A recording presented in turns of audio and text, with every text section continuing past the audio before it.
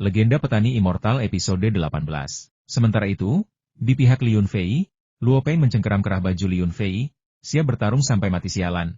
Kau sudah sukses besar, kenapa kau tidak memberitahu kakakmu? Kau membuat kakakmu khawatir selama berbulan-bulan.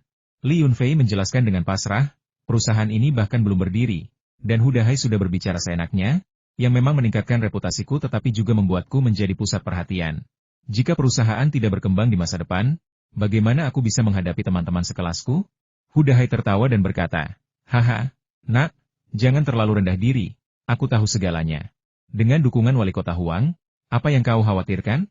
Mulai sekarang aku akan mengandalkan koneksimu untuk mencari nafkah di kota Yunhuang. Si idiot Su Jingshou ingin menutup perusahaanmu. Hehe, setiap kali dia menyelidiki, ayahnya akan mendapat masalah. Dia bahkan mungkin menjadi pembuat onar sungguhan sendiri. Luo Peng benar-benar bingung mendengar kata-kata itu. Setelah mengajukan beberapa pertanyaan, dia sangat terkejut hingga tak bisa menahan diri dan berseru. Anda memiliki hubungan baik dengan wali kota, dan Anda juga memiliki sumber daya khusus lokal. Bahkan perusahaan raksasa seperti Dahua Trading telah memperhatikan Anda dan tertarik untuk menandatangani kontrak pasokan jangka panjang dengan Anda. Apa yang perlu Anda khawatirkan? Kakak, apakah perusahaan Anda sedang membuka lowongan? Saya ingin bekerja untuk Anda. Li Yunfei sangat gembira mendengar ini dan berkata, benarkah? Kukira kau tidak suka desa pegunungan terpencil, jadi aku tidak pernah berani bertanya padamu.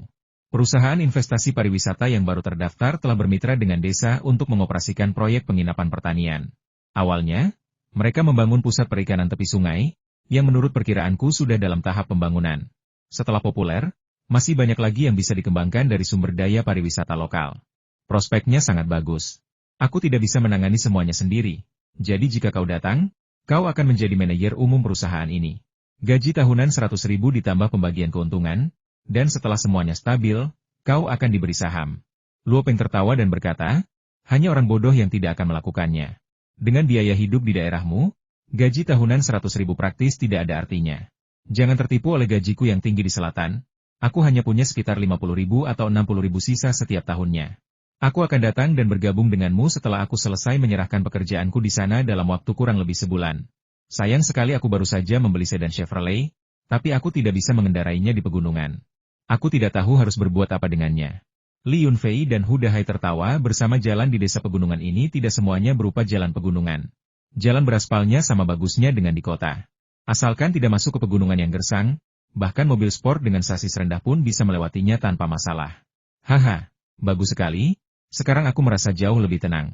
Bagaimana kalau begini, setelah reuni kelas, aku akan kembali ke desa pegunungan bersamamu untuk melihat-lihat, agar aku bisa lebih memahami situasinya. Luo Peng tidak akan merasa tenang tanpa melihat sendiri. Itulah sebabnya dia mengajukan permintaan ini. Hal ini wajar, dan Li Yunfei memahaminya. Semakin banyak tamu yang datang, dan semakin banyak orang yang datang untuk menemui Li Yunfei. Mereka tampaknya telah mendengar dari orang lain bahwa keadaannya baik-baik saja, dan perilaku mereka menjadi jauh lebih sopan. Selama makan, banyak orang mendatangi meja Li Yunfei untuk bersulang. Baik Hu Dahai maupun Li Yunfei termasuk di antara mereka yang diberi ucapan selamat. Setelah beberapa saat, Hu Dahai mabuk. Meskipun Li Yunfei bertubuh kuat, ia pun tak tahan. Ia merasa pusing dan setengah sadar, lalu mengikuti jejak Hu Dahai, ambruk di atas meja. Barulah saat itu semua orang berhenti. Luo Peng memiliki toleransi alkohol terendah. Dia duduk di sebelah Li Yunfei dan terjebak di tengah-tengah keributan. Dia pingsan sebelum Hu Dahai dan Li Yunfei. Mereka yang minum terlalu banyak dibantu ke kamar masing-masing untuk beristirahat, sementara mereka yang baik-baik saja menghabiskan sore hari dengan bernyanyi karaoke, mengobrol, dan bermain kartu. Rencana awalnya adalah pergi ke Gunung Emei untuk berwisata besok, tetapi mereka yang memiliki komitmen lain dapat kembali lebih awal. Li Yunfei dan Hu Dahai jelas tidak punya waktu untuk jalan-jalan, dan Luo Peng juga tidak tertarik, jadi mereka bertiga meninggalkan ibu kota provinsi keesokan harinya. Di kota Yunhuang, Hu Dahai menjamu mereka selama 1 hari lagi sebelum membiarkan Li Yunfei mengantar Luo Peng kembali ke kota Qinglong. Luo Peng sangat puas dengan pemandangan kota Qinglong. Duduk di atas tanduk panjang Li Yunfei, ia dengan antusias mengambil foto dengan ponselnya dan mengunggahnya ke Weibo, yang membuat rekan-rekan dan teman-temannya takjub. Mereka bertanya kepadanya di mana dia berada dan bagaimana bisa ada pemandangan seindah itu. Meskipun Luo Peng belum resmi menjabat, dia sudah mulai mempromosikan perusahaan perjalanannya. Dia tidak hanya memberitahu teman-temannya alamat lengkapnya, tetapi juga memberikan penjelasan rinci tentang harga dan adat istiadat setempat, meskipun dia baru saja mendengar semua itu dari Li Yunfei. Li Yunfei tidak pulang. Ia langsung berkendara ke tepi sungai dekat jembatan yang rusak dan melihat bahwa gubuk bambu sudah didirikan. Ada banyak orang tua yang terampil dalam kerajinan bambu di desa-desa terdekat, dan Li Yunfei membayar mereka upah tinggi. Pada saat ini, semua anggota keluarganya yang terampil dikerahkan, dan ia bahkan membawa keponakan dan putranya yang muda dan kuat untuk bekerja, sehingga pembangunan berjalan sangat cepat. Setelah turun dari bus, Luo Peng berseru kagum. Setelah mengamati sungai sejenak, ia menyadari sebuah pertanyaan penting, bukankah sungai ini milik umum? Apakah ini sumber daya publik? Apakah pemerintah daerah mengizinkan kita memancing secara gratis? Bagaimana jika kita mendatangkan wisatawan, dan begitu bisnis berjalan baik, mereka menjadi iri dan mulai mengenakan biaya ini dan itu. Dan pada akhirnya, uang yang kita hasilkan tidak cukup untuk menutupi biaya tersebut? Bukankah kita akan bekerja tanpa imbalan? Ini berada di bawah pengawasan Departemen Sumber Daya Air Pemerintah, tetapi sumber daya tersebut milik desa. Desa tersebut menyumbangkan lahan tepi sungainya sebagai saham, jadi tentu saja, sumber daya perikanan termasuk di dalamnya. Jika tidak, mengapa saya begitu mudah memberikan 30% saham kepada mereka? Itu sudah tercantum dalam perjanjian. Saya terburu-buru untuk kembali hari ini dan belum mendapatkan dokumen pendaftaran perusahaan. Saya akan meminta mereka membawanya besok, dan kemudian kita akan menandatangani kontrak resmi dengan desa. Anda harus meninjau dengan cermat ketentuan kontrak. Kita sama sekali tidak boleh meninggalkan celah besar apapun. Untuk masalah hukum apapun yang tidak dapat kita selesaikan, kita dapat berkonsultasi dengan pengacara di kota. Jangan khawatir, aku tidak menyia-nyiakan waktuku selama 2 tahun terakhir ini. Bahkan jika aku belum pernah makan daging babi, aku pernah melihat babi berlari, kan? Kata Luo Peng, lalu mengeluarkan ponselnya dan mulai memotret, terus-menerus mengunggahnya ke internet. Ketika kepala desa Li Tianlai melihat Li Yunfei membawa orang-orang, dia buru-buru berlari menghampiri dan mengeluh. Fua, kita sedang memulai perusahaan patungan. Kamu, sebagai bos besar, tidak bisa hanya duduk santai dan tidak melakukan apa-apa. Lagi pula, kamu memiliki 70% saham perusahaan, dan desa kita hanya memiliki 30%. Apa yang harus saya lakukan? Berdiri di sini setiap hari mengawasi semuanya? Li Yunfei tertawa dan berkata, haha, kepala desa, Anda salah paham. Saya telah mempekerjakan seorang manajer umum untuk bertanggung jawab atas perusahaan investasi pariwisata. Mulai sekarang, Anda dapat menghubunginya untuk segala hal, besar maupun kecil, di perusahaan ini. Li Tianlai, yang tidak mengetahui identitas Luo Peng, mengira dia adalah seorang manajer yang disewa oleh Li Yunfei dari luar. Dia sangat sopan, menawarkan rokok dan berjabat tangan. Setelah banyak basa-basi, mereka bertukar nomor telepon, dan mengatakan akan saling menghubungi jika diperlukan. Keesokan harinya, instansi kabupaten mengantarkan semua dokumen pendaftaran perusahaan Li Yunfei ke kota Qinglong. Setelah memeriksanya, Li Yunfei tidak menemukan masalah, membayar sisa saldo, dan kedua belah pihak merasa senang. Saat melewati klinik medis Chunqiu, saya terkejut melihat keramaian di pintu masuknya. Ada pasien di kursi roda, pasien terbaring di ranjang darurat, orang tua berambut putih, dan balita yang sedang belajar berbicara. Li Yunfei tercengang. Meskipun dia sudah menduga kakeknya akan sibuk, dia tidak menyangka akan ada begitu banyak pasien. Efek promosinya luar biasa. Apa yang terjadi? Bagaimana kabar menyebar begitu cepat setelah dia hanya pergi selama 2 atau 3 hari? Li Yunfei berkendara cukup jauh sebelum menemukan tempat parkir. Ia menyelinap ke tengah kerumunan, hanya untuk dimarahi oleh anggota keluarga pasien yang menyuruhnya menunggu dalam antrean dan tidak menyerobot antrean, agar ia tidak melanggar aturan yang ditetapkan oleh dokter ajaib itu. Li Yunfei ingin menjelaskan, tetapi melihat ekspresi cemas di mata merah anggota keluarga pasien, ia menelan kata-katanya.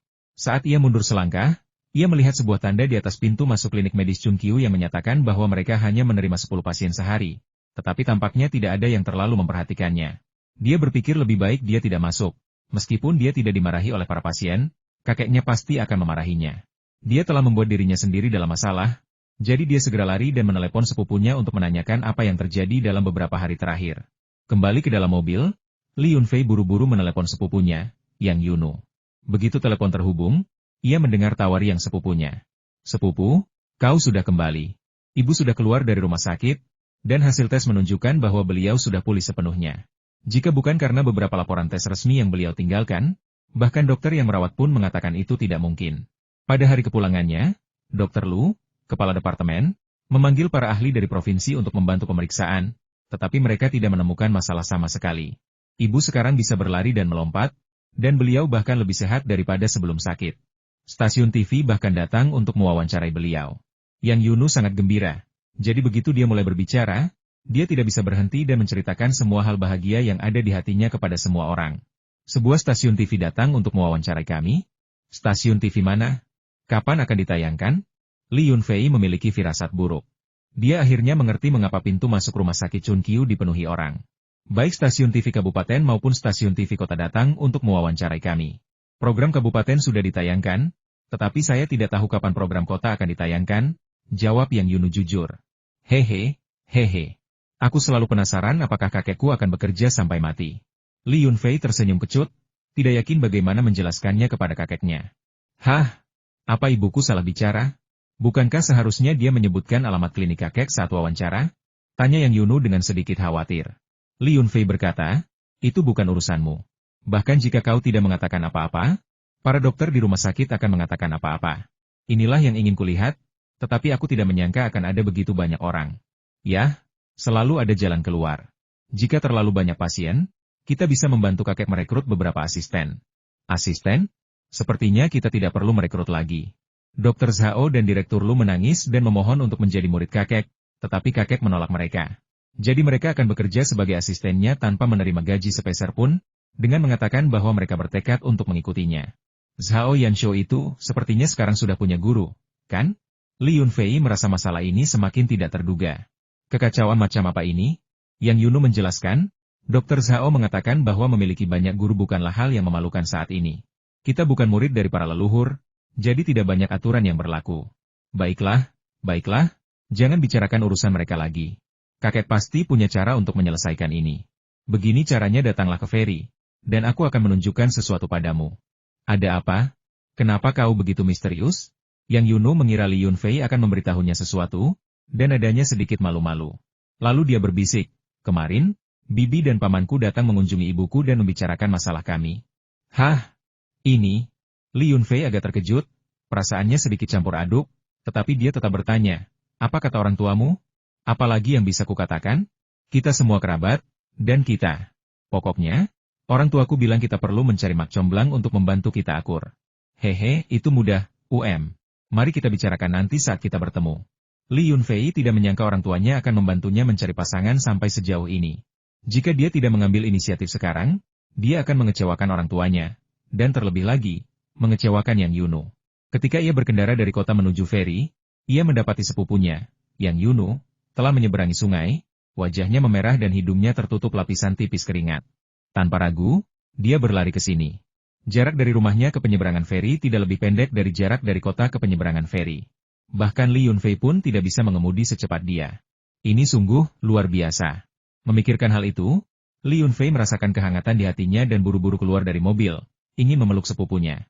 Sayangnya, ada terlalu banyak wajah yang dikenalnya di dekat situ. Semuanya dari penyeberangan Ferry. Ketika Yang Yunu melihat pendekatan agresif Li Yunfei, dia langsung merasa malu dan bersembunyi di balik pohon. Saat menatapnya dari atas, ia melihat sepupunya menundukkan kepala, lehernya memerah. Ia jelas sudah sadar dan menyadari bahwa ia telah berlari terlalu cepat. Dadanya masih naik turun, dadanya yang tinggi tampak sangat mencolok, memperlihatkan gerakan naik turun yang berirama dan memikat. Ayolah, kita bicara di dalam mobil. Li Yunfei meraih tangan sepupunya dan menariknya masuk ke dalam mobil. Tangan sepupu saya tidak tebal, tetapi terasa berisi dan penuh daging yang lembut, terasa sangat nyaman saat digenggam. Sepupu, apa yang kau lakukan? Ada begitu banyak kenalan di sekitar sini, tidak baik jika kita semua saling tarik ulur. Apa kau harus membicarakan semuanya di dalam mobil? Yang Yunu protes dengan lantang. Telinganya memerah, tetapi dia tidak perlu. Li Yunfei berusaha keras sebelum masuk ke dalam mobil. Jantungnya berdebar kencang, seperti rusa yang ketakutan bertemu serigala, dipenuhi rasa lemah. Dia merasa telah menghabiskan seluruh kekuatannya. Dia berlari terlalu cepat, dan pikiran tentang sepupunya yang mengajaknya keluar membuatnya melupakan rasa malu sebagai seorang wanita. Sekarang sepupunya benar-benar menariknya ke kursi belakang mobil, duduk berdampingan dengannya. Apa yang harus dia lakukan jika sepupunya melakukan sesuatu yang memalukan padanya? Haruskah dia menolak, atau setuju dengan setengah hati? Sepupunya bilang dia ingin menunjukkan sesuatu padanya, tapi dia tidak tahu apa itu. Mungkinkah itu seperti film-film yang diam-diam ditunjukkan Jiang Qinqin padanya? Hanya memikirkan hal-hal itu membuat tubuhnya terasa semakin lemah dan napasnya menjadi tidak teratur.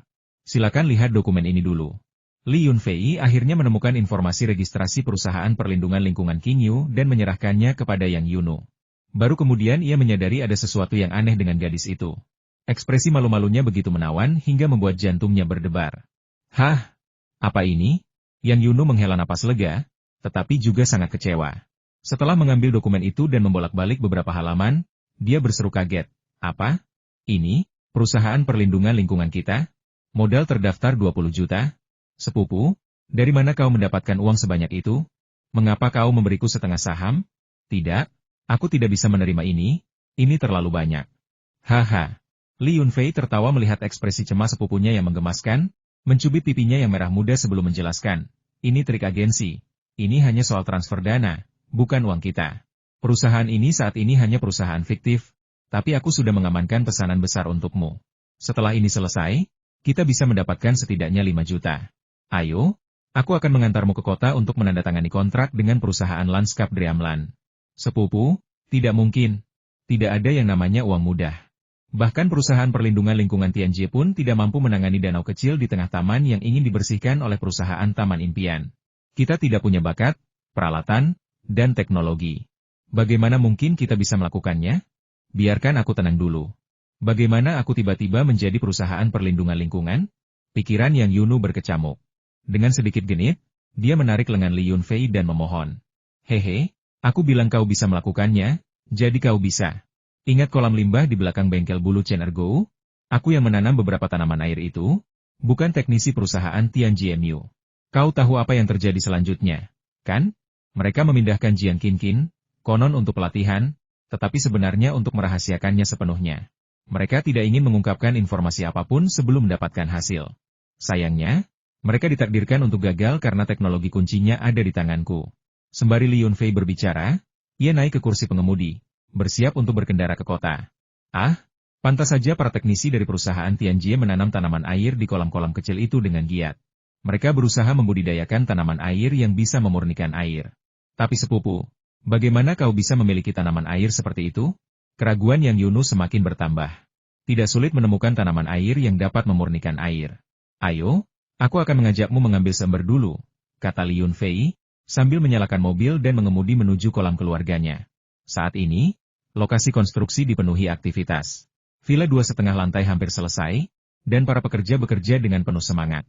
Di sepanjang jalan, peralatan pembangkit tenaga angin telah dipasang, dan di bawah turbin angin, terdapat beberapa lampu hemat energi dan tahan air yang juga dapat berfungsi sebagai lampu jalan di malam hari. Li Yunfei memarkir mobil dan bersiap mencari tongkat bambu untuk mengambil beberapa tanaman air, memasukkannya ke dalam ember, dan membawanya ke kota.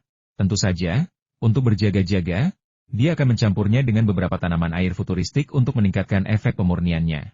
Tumbuhan air di kolam ini berasal dari kolam spasial, dan airnya juga mengandung air mata air spasial, yang memiliki kemampuan pemurnian yang cukup besar. Air kolam ini sangat jernih sehingga Anda dapat melihat dasarnya, berkat tumbuhan-tumbuhan ini. Yang Yunu merasa ragu, tetapi dia tetap membantu sepupunya mengumpulkan tanaman air dan menaruhnya ke dalam ember yang bersih.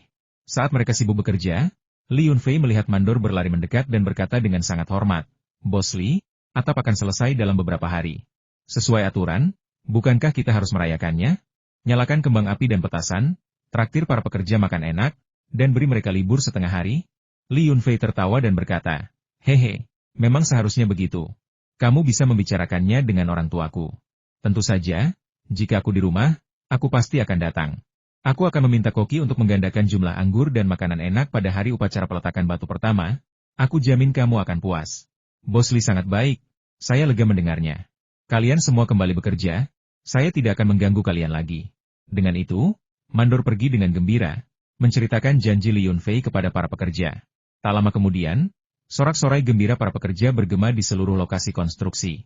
Meskipun Li Yunfei memperlakukan mereka dengan baik dan menyediakan makanan yang enak, para pekerja ini benar-benar mengerahkan banyak usaha, bekerja siang dan malam.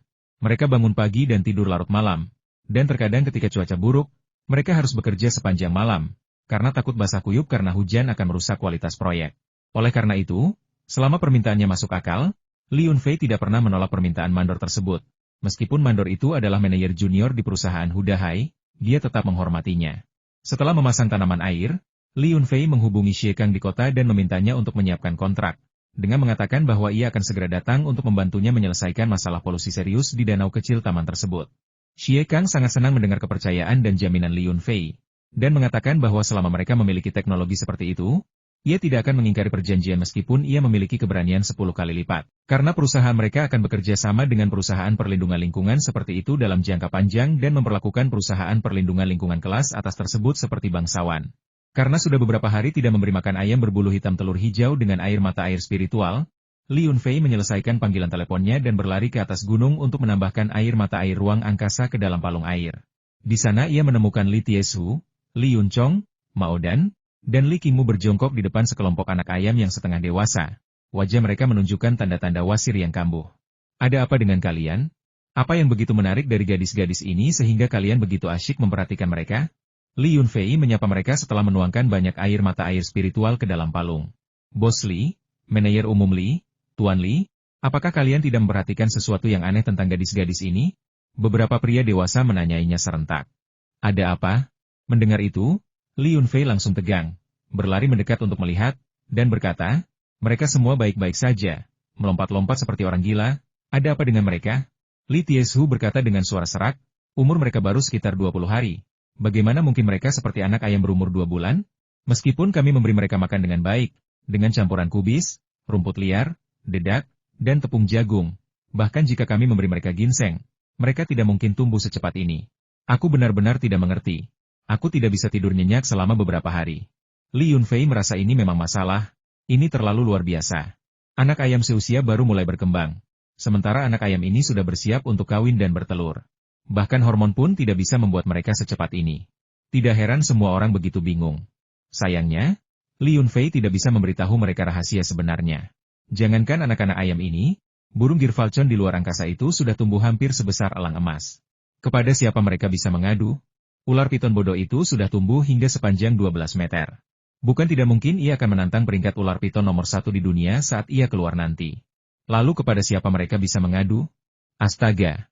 Li Yunfei meninggalkan masalah itu kepada mereka untuk mengisi sendiri bagian yang kosong, dengan alasan dia ada urusan mendesak yang harus diurus, lalu buru-buru pergi. Mereka menutup ember besi berisi tanaman air, meletakkannya di bagian belakang Longhorn, dan, bersama sepupu mereka, menuju kota. Seiring meningkatnya kemampuan mengemudi mereka, kecepatan mereka pun meningkat, dan dengan refleks Li Yunfei yang luar biasa, mereka tidak merasakan kecepatan kecuali jika mereka melaju lebih dari 120 km. Jika tidak ada mobil di bagian jalan tertentu, saya akan mengemudi dengan kecepatan 180 km. Jika jalan pegunungan itu tidak terlalu sempit, saya ingin menguji kecepatan maksimal mobil. Yang Yunu duduk di kursi penumpang. Sabuk pengaman membuat dadanya tampak sangat menonjol. Sama sekali tidak menyadari apapun saat dia terus meneliti dokumen pendaftaran perusahaan. Hari ini terasa seperti mimpi. Dia tiba-tiba merasakan antusiasme sepupunya, dan tiba-tiba dia memiliki perusahaan lingkungan lain yang dia sukai. Ia masih agak khawatir, tidak yakin apakah tanaman air yang ia ambil dari kolam sepupunya akan efektif. Bahkan para ahli teknis di perusahaan perlindungan lingkungan Tianjie pun tidak dapat memecahkan masalah ini. Mungkinkah tanaman air ini saja dapat mengatasi masalah polusi parah di danau pusat taman tersebut? Pada saat yang sama, CEO perusahaan desain Taman Impian dan sejumlah manajer senior lainnya juga memiliki kekhawatiran yang sama. Xie Kang duduk di ruang konferensi kecil dan merangkum poin-poin penting dari panggilan telepon Li Yunfei. Song Ping adalah wakil presiden perusahaan dan pelindung yang direkomendasikan oleh ayah Xie Kang.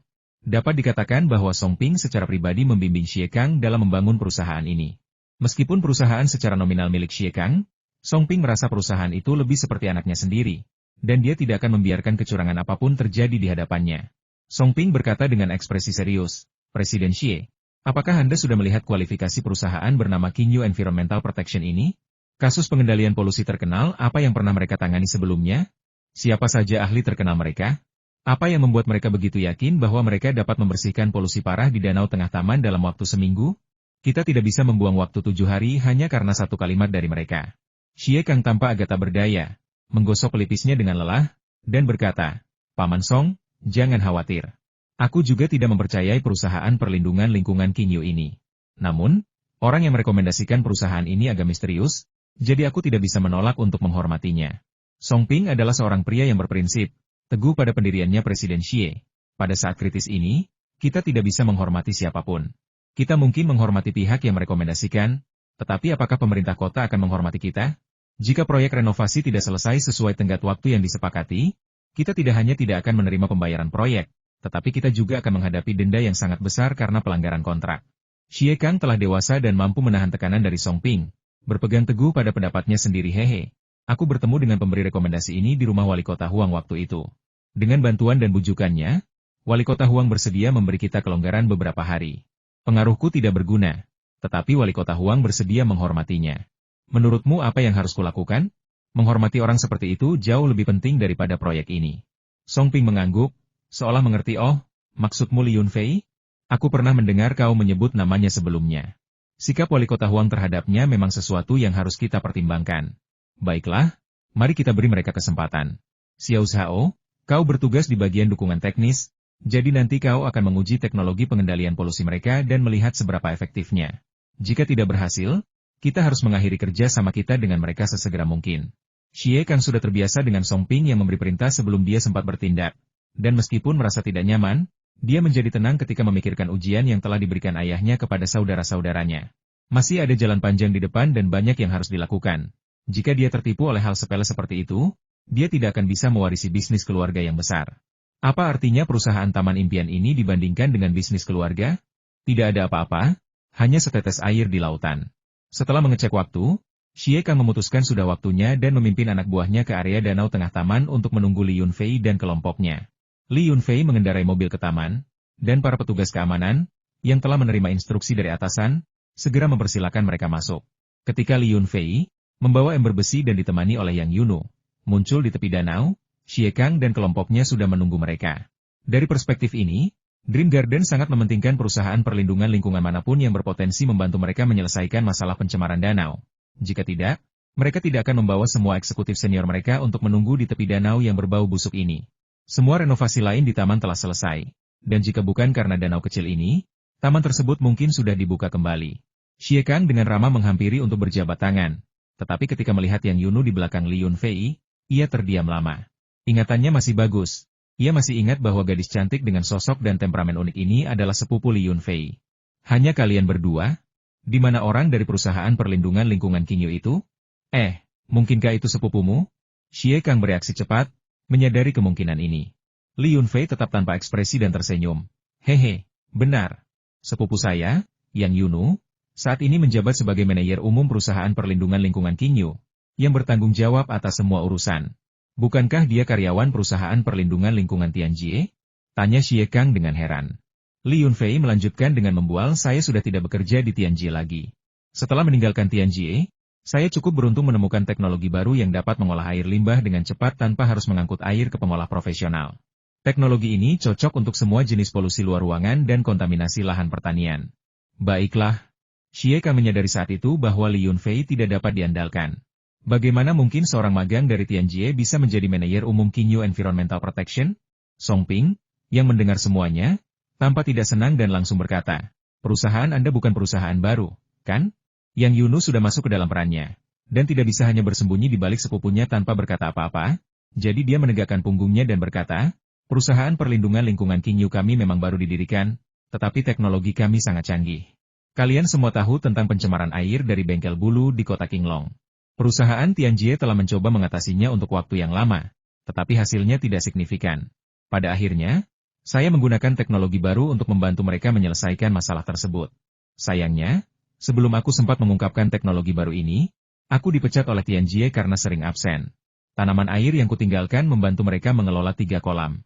Namun, atasan Tianjie mengira itu adalah teknologi baru yang mereka temukan. Setelah beberapa hari melakukan penelitian, mereka membunuh semua tanaman air asli tetapi tidak menemukan jejak teknologi baru tersebut. Karena teknologi inti yang sebenarnya ada di tanganku. Di sepanjang perjalanan, Yang Yunu telah dicuci otaknya oleh Li Yunfei. Mengikuti instruksi Li Yunfei, dia mendapati dirinya berbicara dengan sangat lancar. Dia bahkan berpikir bahwa dia telah menguasai teknologi pengendalian polusi yang luar biasa. Apa? Kau membersihkan 3 kolam limbah di kota Qinglong? Ekspresi Xie Kang dan Song Ping berubah bersamaan, karena mereka juga sangat prihatin dengan masalah ini. Jika perusahaan Tianjie menguasai teknologi ini, mereka juga bisa mendapatkan keuntungan. Namun, kabar yang datang dari dalam Tianjie tidak optimis. Semua tanaman air yang dimasukkan ke kolam limbah lainnya telah mati. Ini berarti bahwa eksperimen teknologi baru tersebut telah gagal total. Tepat ketika mereka sangat kecewa, secercah harapan muncul orang yang telah menguasai teknologi baru ini benar-benar muncul di hadapan mereka. Yang Yunu berkata dengan percaya diri, tentu saja, kebohongan akan terbongkar suatu hari nanti. Jika saya tidak bisa mengatasi masalah polusi danau kecil ini, Anda tidak akan membayar saya sepeser pun. Menarik bukan? Song Ping tetap tenang dan berkata, aku tidak tahu apakah kau berbohong, tetapi waktu kita sangat berharga. Jika kau bisa membersihkan limbah, kami akan membayarmu sesuai harga yang telah disepakati antara kau dan Tuan Xie. Jika tugas pengolahan limbah tidak selesai dalam 10 hari, itu akan menunda kesempatan terakhir kita untuk menyelamatkan diri, dan kau harus menanggung kerugian yang ditimbulkan. Li Yunfei menyadari bahwa orang ini sama seperti pemerintah kota, yang juga ingin menetapkan hukuman atas pelanggaran kontrak. Apakah ini keputusan pribadimu, atau keputusan semua eksekutif senior di perusahaanmu? Jika perbaikannya gagal, kami yang akan membayar dendanya. Jika selesai lebih cepat dari jadwal, apakah kamu akan membayar 2 kali lipat biayanya? Tawa Li Yunfei agak dingin. Tidak perlu bersikap sopan kepada orang seperti dia. Negosiasi selalu melibatkan serangan dan pertahanan. Bukankah 8 juta yang dijanjikan oleh manajer umum Xie sudah cukup untuk memuaskan nafsu makanmu? Anak muda, jangan terlalu serakah. Song Ping merasa tidak nyaman memikirkan biaya pengendalian polusi yang sangat besar ini, dan nadanya menjadi dingin dan jijik. Karena Xie Kang dan saya berteman, kami tidak membahas harga saat itu. Sekarang Presiden Song membahas detail kerjasama, kami tidak punya pilihan selain mengikuti aturan bisnis. Perusahaan kecil kami yang baru berdiri bahkan belum memiliki karyawan, jadi tidak ada tekanan. Jika kami dapat mencapai kesepakatan, kami akan melakukannya. Jika tidak, ya sudahlah. Li Yunfei tampak seperti hendak pergi. Seolah-olah dia akan pulang jika terjadi sedikit saja perselisihan. Xie Kang dengan cepat membujuk Li Yunfei untuk berhenti. Dia sudah lama memahami bahwa Li Yunfei terlalu kasar dan tidak beradab. Terus terang, dia pada dasarnya adalah orang desa, tidak memiliki pemahaman tentang gambaran yang lebih besar, dan suka memanfaatkan orang lain.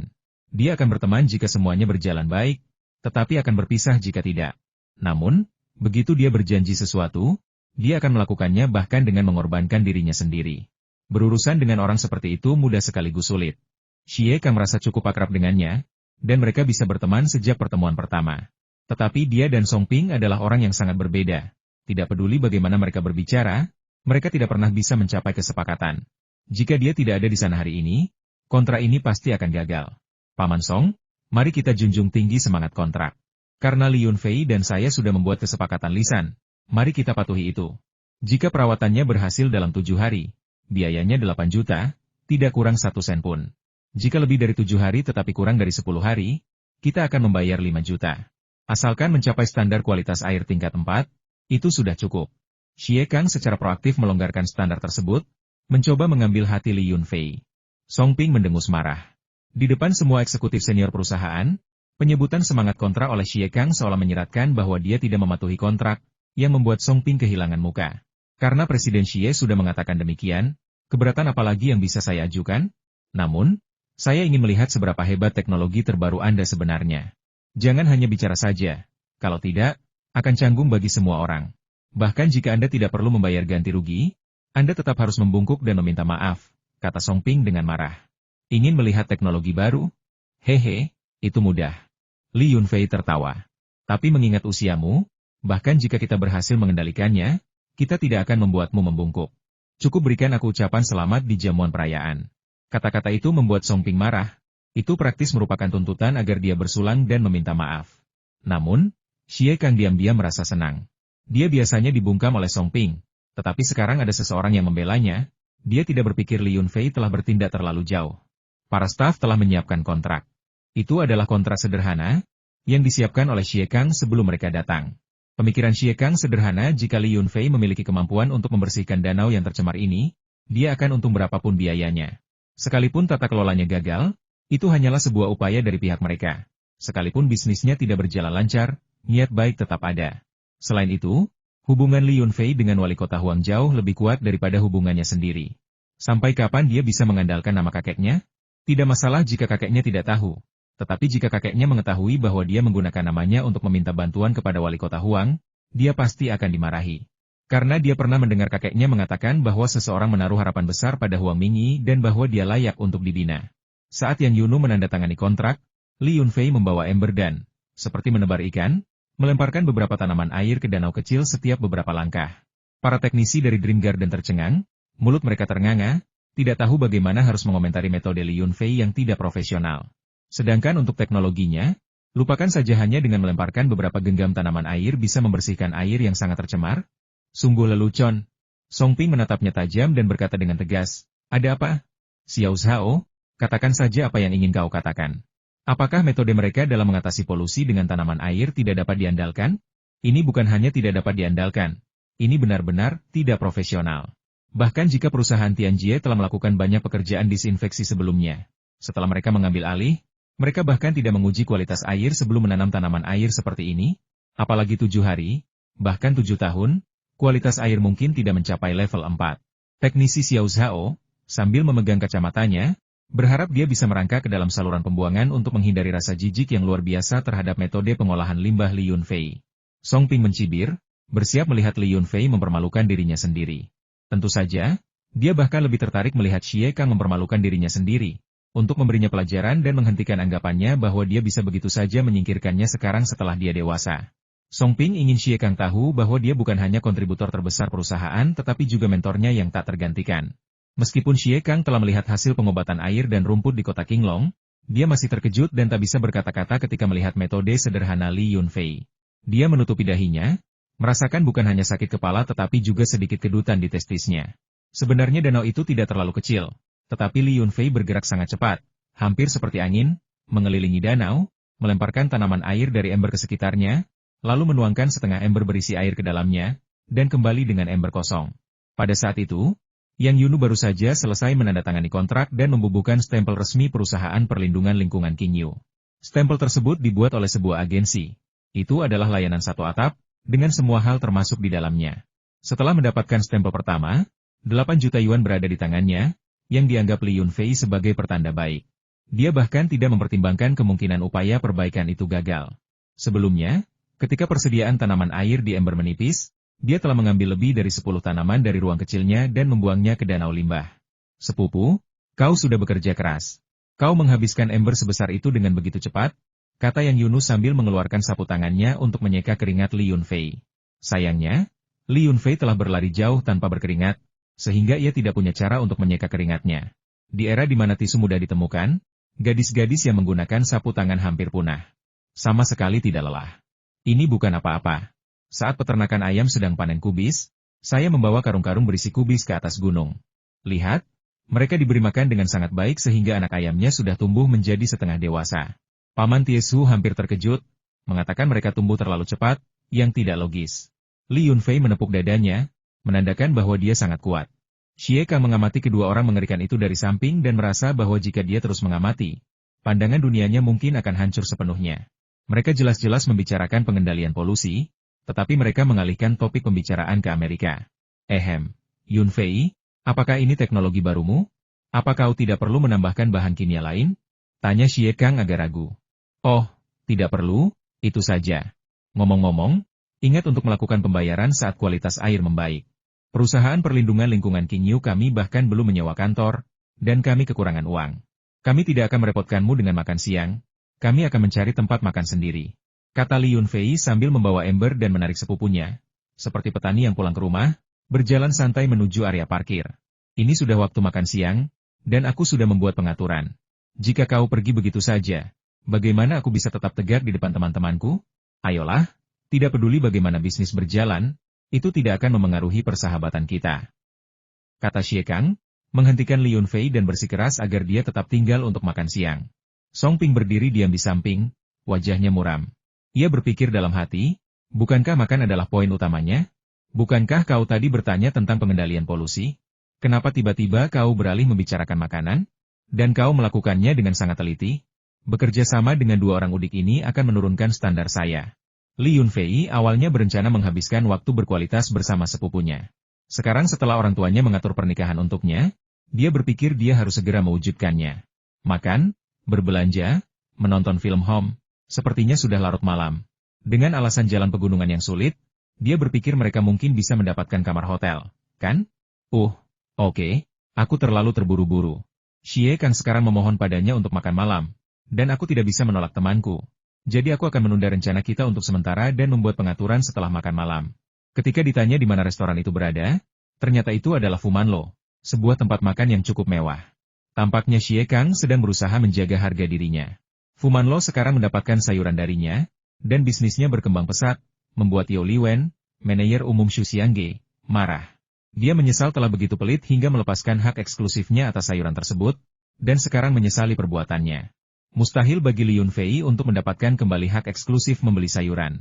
Dia tidak tega meminta, dan Fu Menlou serta Chuan Fu Fisking juga tidak setuju.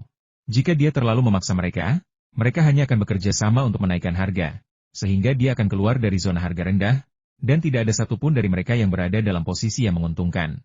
Ini adalah musim puncak untuk sayuran, dan jelas bahwa bahkan 3 restoran pun tidak mampu menangani semua sayuran yang ditanam Li Yunfei.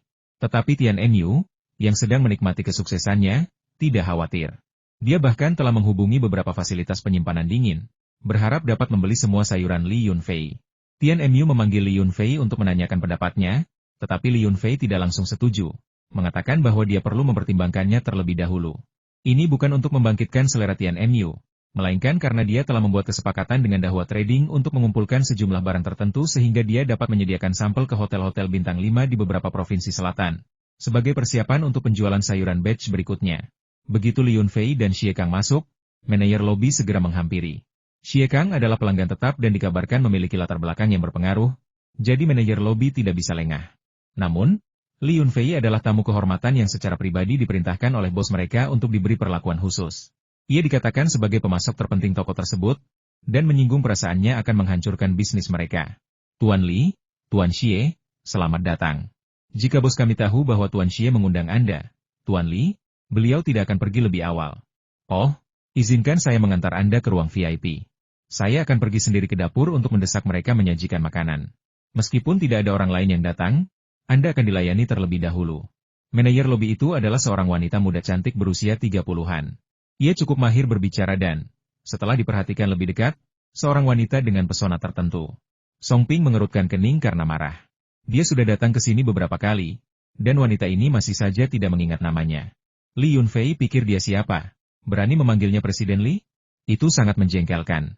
Xie Kang juga cukup terkejut dan tertawa. Haha, sepertinya kau pelanggan tetap di sini, Kak. Kau beruntung masih diingat oleh manajer kami yang cantik. Li Yunfei berkata dengan rendah hati. Pelanggan tetap macam apa saya ini? Saya hanya seorang petani sayur dari pedesaan. Anda tidak bisa menerima memanggil saya, Bos Li, atau Presiden Li? Dibandingkan dengan Anda para bos besar yang bernilai ratusan juta, bos kecil seperti saya dari pedesaan bukanlah apa-apa. Manajer lobi, dengan pinggang rampingnya yang bergoyang, memimpin jalan sambil berkata dengan suara manis, Tuan Li, Anda terlalu baik. Bos kami, Tuan Tian, mengatakan bahwa Anda adalah dewa kekayaan bagi restoran kami, dan kami tidak mampu menyinggung siapapun. Saat ini, restoran kami menghasilkan lebih banyak uang daripada gabungan beberapa perusahaan lain. Tuan Tian sendiri yang mengatakan ini.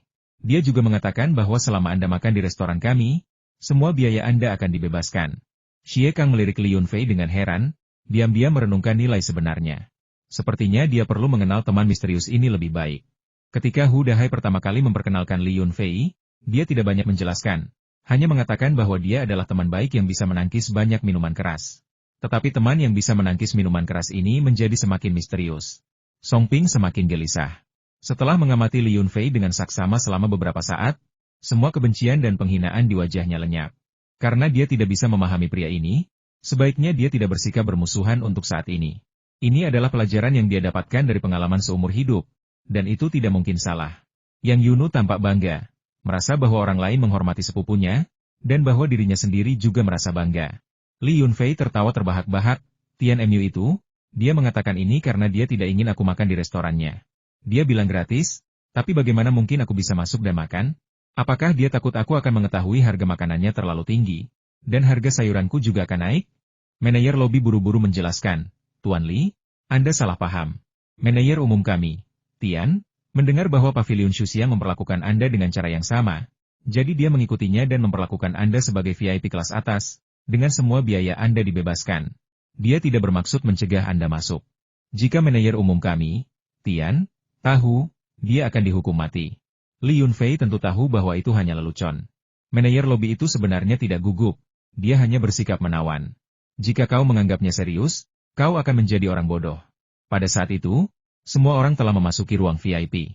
Melihat manajer lobi secara pribadi memimpin rombongan masuk, para petugas lantai tahu bahwa mereka adalah tamu kehormatan, dan 4 pelayan wanita cantik datang untuk menyajikan teh dan air, memberikan pelayanan yang sempurna.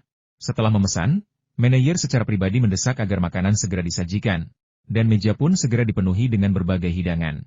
Sebagian besar sayuran ditanam oleh keluarga Li Yunfei, dan rasanya sangat enak. Dipadukan dengan keahlian koki dalam menyiapkan hidangan, semuanya menjadi pesta bagi mata, hidung, dan lidah, membawa cita rasa ke tingkat yang lebih tinggi. Ada sekitar 10 orang di meja mereka. Setelah minum segelas baijiu, mereka memesan beberapa peti bir. Para eksekutif perusahaan Dreamland Garden, setelah mengenali identitas Li Yunfei, memperlakukannya dengan sangat sopan, memberinya lebih banyak ucapan selamat dan terlibat dalam percakapan lebih lanjut, membuat suasana jamuan makan menjadi sangat meriah. Saat orang minum bir, lebih banyak orang pergi ke kamar mandi. Ketika Xie Kang kembali dari kamar mandi, dia tampak tidak sehat. Bahkan sebelum dia sempat duduk, pintu kamar mandi pribadi itu didobrak.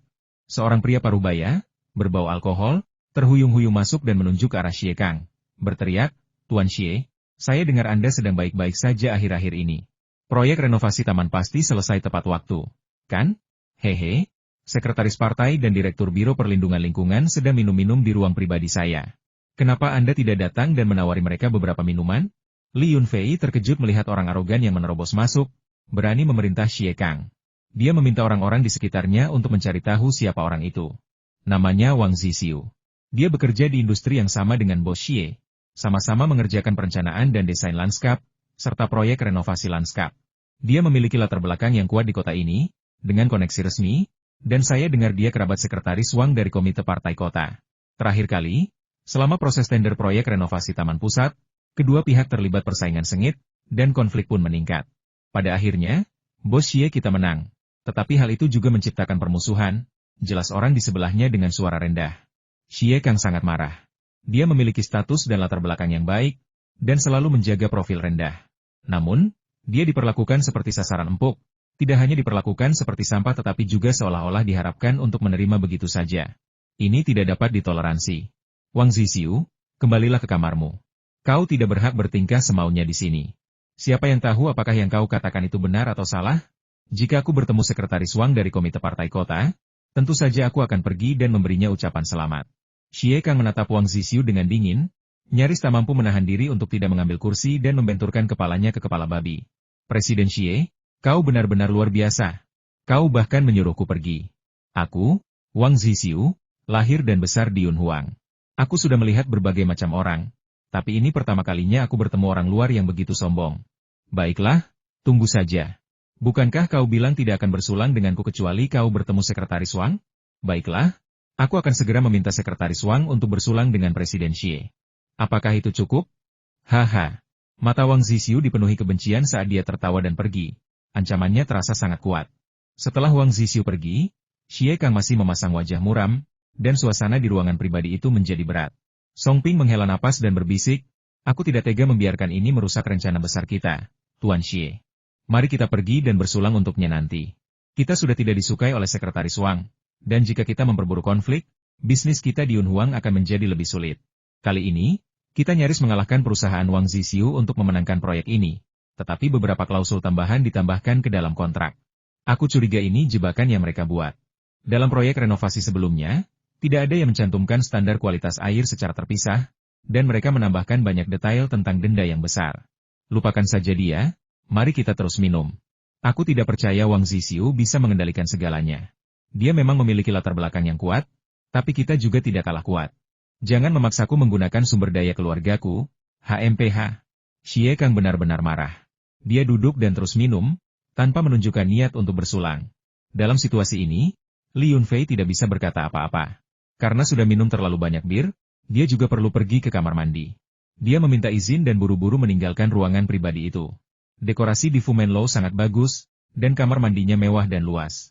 Anda bahkan tidak perlu bertanya kepada staf. Papan petunjuk besar sudah mengarahkan Anda ke arah yang benar. Perut bagian bawahku terasa kembung, tetapi setelah buang air kecil, aku merasa segar dan bahkan kepalaku pun terasa lebih jernih. Saat sedang mengencangkan ikat pinggang, tiba-tiba aku menyadari seseorang menatapku. Tatapan itu sudah tertuju padaku cukup lama. Semakin kupikirkan, semakin tidak nyaman perasaanku. Bertemu seorang homoseksual di toilet? Setiap orang punya apa yang mereka inginkan, jadi mengapa harus repot? Li Yunfei tiba-tiba berbalik, menatap tajam orang yang telah memata-matainya. Namun, ia terkejut ketika melihat lelaki tua itu. Lelaki tua itu berusia 50-an, dan tampak sangat familiar. Ia berpakaian rapi dan memiliki aura yang cukup berwibawa. Bahan pakaiannya agak istimewa, seperti bahan yang dibuat khusus untuk departemen pemerintahan. Ia pernah melihat beberapa set pakaian serupa dari dekat di rumah wali kota Huang. Anak muda, benarkah kau? Haha, aku datang ke kota Yunhuang untuk urusan resmi, dan kedua, aku ingin menemuimu untuk meminta maaf secara langsung dan berterima kasih. Ngomong-ngomong, namamu Liun Fei, kan? Aku melihat informasi yang kau daftarkan untukku di rumah sakit. Pria tua itu agak gemuk dengan wajah kemerahan, dan tampak seperti baru saja minum. Ia penuh energi, sangat kontras dengan penampilannya saat pingsan di tanah menunggu perawatan darurat hari itu. Anda siapa? Li Yunfei mengenali lelaki tua itu. Dia adalah lelaki tua yang sama yang dia rawat di ibu kota provinsi hari itu. Namun, karena sikap lelaki tua itu setelah bangun tidur, dia benar-benar tidak ingin berbicara dengannya. Jadi dia berpura-pura ragu dan mendengarkan penjelasannya. Pria tua itu melangkah beberapa langkah lebih dekat, dengan senyum hangat di wajahnya, dan berkata, "Kau sudah lupa, kan? Beberapa hari yang lalu, kau merawat seorang pria tua di dekat Universitas Sichuan. Itu aku." Setelah Tiana bangun, dia agak bingung dan mengatakan beberapa hal yang tidak menyenangkan. "Jangan marah, aku datang ke sini khusus untuk meminta maaf kepadamu. Ngomong-ngomong, namaku Chu Jihua. Jika kau tidak suka, kau bisa memanggilku Chu Tua, atau kau bisa memanggilku Pak Tua Chu." Melihat sikap lelaki tua itu telah membaik, Li Yunfei tersenyum seolah baru menyadari siapa itu dan berkata, "Oh, ternyata Anda. Paman Chu, Anda terlalu baik. Itu hanya bantuan kecil hari itu, dan saya akan memaafkannya. Saya bahkan lebih senang melihat Anda keluar dari rumah sakit dalam keadaan sehat. Putra Anda menelepon saya setelah itu, tetapi saya terlalu sibuk untuk mengunjungi Anda." Chu Jihua sudah menggenggam tangan Li Yunfei, tampak sangat bersemangat. "Jangan sebut-sebut si brengsek itu, dia tidak becus. Bagaimana mungkin dia membiarkan dermawannya pergi ke rumah sakit untuk mengambil uang? Kalau dia punya akal sehat, seharusnya dia pergi sendiri untuk berterima kasih dan mengganti uang muka beberapa ribu yuan yang kau berikan. Istriku adalah seorang profesor di Universitas Sichuan, dan dia pandai memasak. Kalau aku menghubungimu, aku pasti akan mengundangmu ke rumahku untuk mencoba masakannya. Siapa sangka aku tidak bisa menghubungimu melalui telepon sejak saat itu?" Hari itu, Li Yunfei menghadiri reuni kelas dan minum terlalu banyak di siang hari. Jadi dia jelas tidak menjawab telepon. Ketika bangun, dia melihat beberapa nomor yang tidak dikenal, tetapi dia terlalu malas untuk membalas.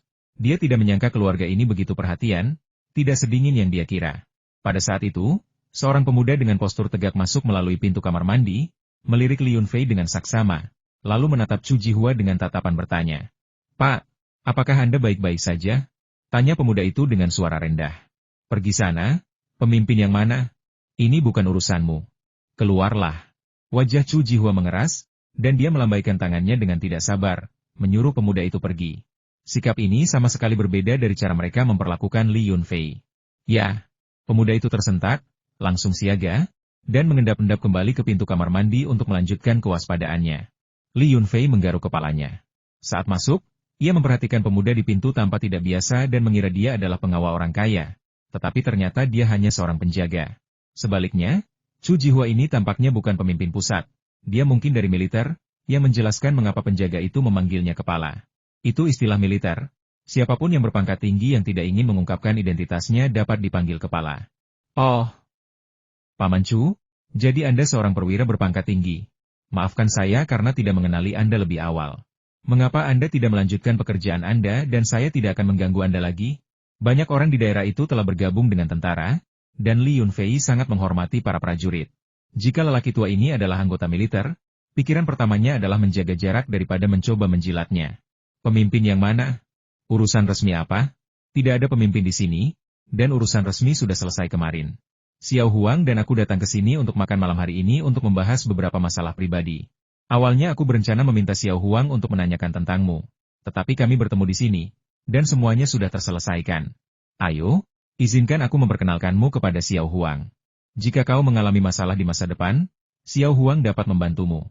Kau penyelamatku, dan aku tidak akan tenang jika aku tidak melakukan sesuatu untukmu," kata Chu Jihua, sambil meraih tangan Li Yunfei dan membawanya menemui yang disebut Xiao Huang tanpa basa-basi. Mereka berada di sebuah ruangan pribadi kecil, tepat di seberang ruangan Xie Kang, hanya sekitar 10 meter jauhnya. Li Yunfei membuka pintu dan langsung senang melihat siapa yang duduk di dalam.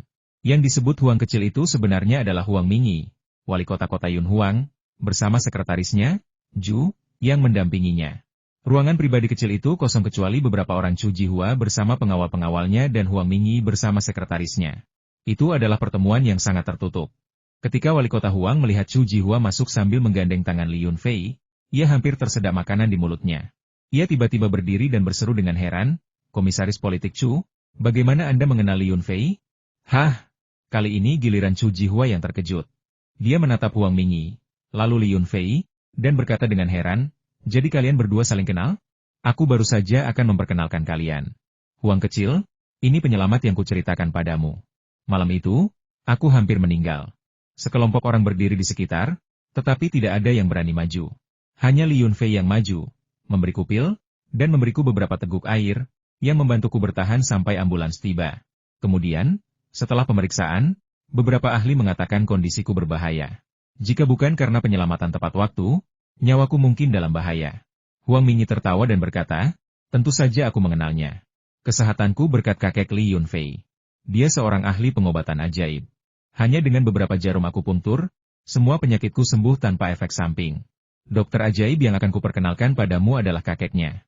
Ngomong-ngomong, Komisaris politik Chu, kesehatanmu tampak baik. Mengapa para ahli mengatakan kau dalam bahaya?" Setelah ketakutan dan jatuh ke tanah, saya mengalami serangan jantung dan ada tanda-tanda pecahnya pembuluh darah di otak saya. Tetapi entah mengapa, sedikit darah yang keluar justru membeku dan saya pulih sendiri tanpa perlu drainase. Para ahli semuanya mengatakan itu adalah sebuah keajaiban.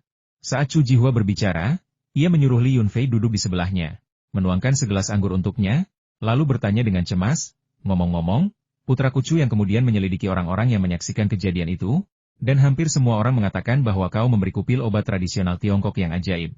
Aku tidak tahu obat apa itu. Orang-orang yang menyaksikan kejadian itu mengatakan bahwa setelah meminum pil itu, warna kulit dan bibirku langsung membaik, dan pernapasanku menjadi lebih stabil." Li Yunfei tertawa dan berkata, "Hehe, itu pil darurat buatan kakekku. Kebetulan ada satu yang tersisa. Kondisimu saat itu terlalu berbahaya, dan aku tidak punya pilihan selain mencoba memberimu satu. Untungnya, kau baik-baik saja. Jika sesuatu benar-benar terjadi, aku mungkin akan menyesalinya di penjara sekarang." Dia benar-benar dokter ajaib.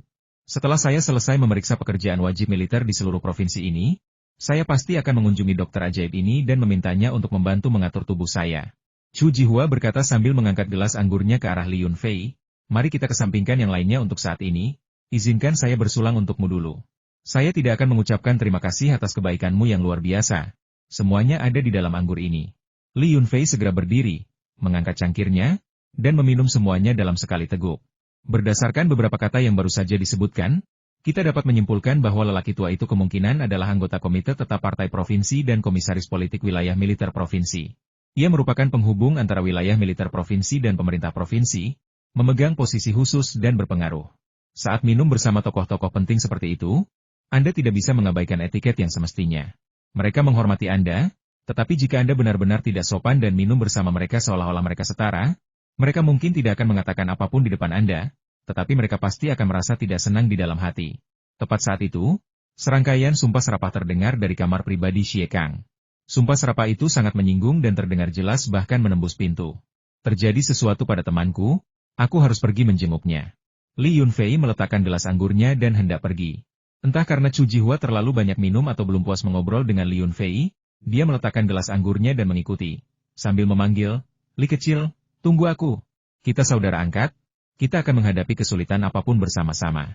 Melihat Chu Jihua bertingkah seperti anak kecil, mengabaikan status dan kedudukannya, mengejar Li Yunfei untuk meminta bantuan, Huang Mingyi, sebagai wali kota-kota itu, tentu saja tidak bisa hanya duduk diam.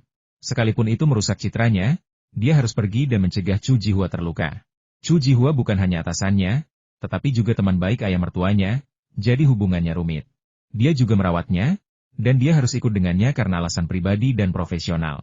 Chu Jihua dan para pengawalnya mengikuti, dan Huang Mingyi, bersama Sekretaris Zhu, juga mengejar mereka. Ekspresi Sekretaris Zhu menjadi semakin rumit. Dia tidak menyangka Li Yunfei akan seberuntung itu, benar-benar menyelamatkan nyawa Komisaris Politik Chu. Komisaris Politik Chu adalah orang yang sangat menghargai hubungan lama, dan dia akan membalas kebaikan sekecil apapun dengan rasa terima kasih yang besar, apalagi bantuan yang menyelamatkan nyawa. Sekretaris Zhu merasa bahwa memperkuat hubungan dengan Li Yunfei di masa depan sangat penting.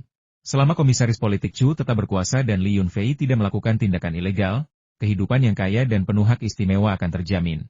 Terlebih lagi, atasannya, Wali Kota Huang, juga sangat menghargai Li Yunfei, dan secara pribadi mengatakan bahwa Li Yunfei adalah bintang keberuntungannya. Sejak bertemu Li Yunfei, kesehatannya tidak hanya membaik, tetapi ia juga telah dipromosikan. Sekretaris Zhu sedang melamun ketika tiba di ruangan pribadi tempat teman Li Yunfei berada. Ia mendongak dan langsung terkejut. Ia melihat bahwa orang yang membuat keributan itu sebenarnya adalah Wang Zisiu, seorang pengusaha kaya raya yang terkenal di kota itu, sementara Cheng Wei, Direktur Biro Perlindungan Lingkungan, berwajah tegas, membanting gelas anggurnya ke lantai dan mengumpat Xie Kang karena tidak menghormatinya.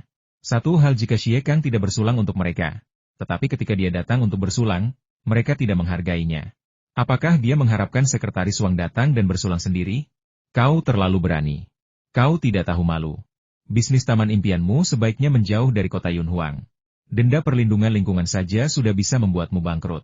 Kata-kata itu begitu tak terkendali, sampai-sampai merobek tabir kesopanan terakhir, dan begitu belak-belakan dan kasar sehingga bahkan sekretaris Zhu pun tak tahan mendengarnya.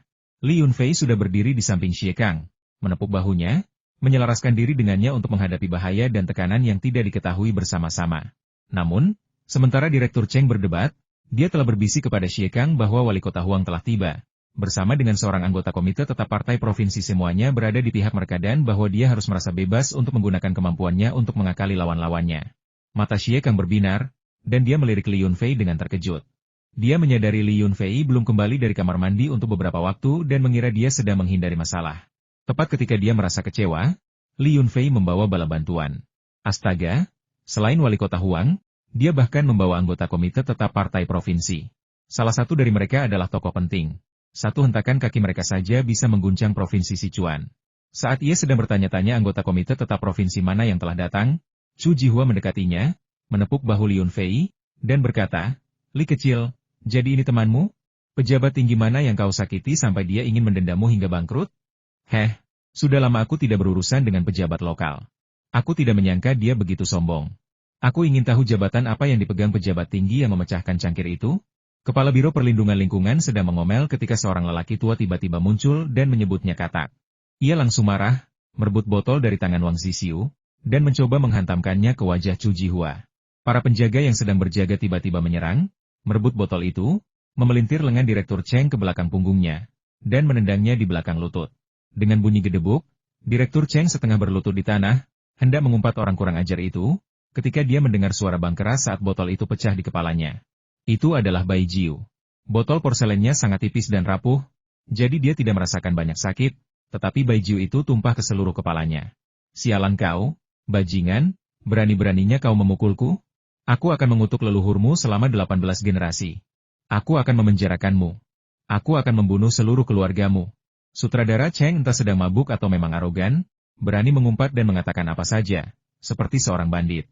Ia hanya mendapat 2 tamparan. Tampar, sangat tegas.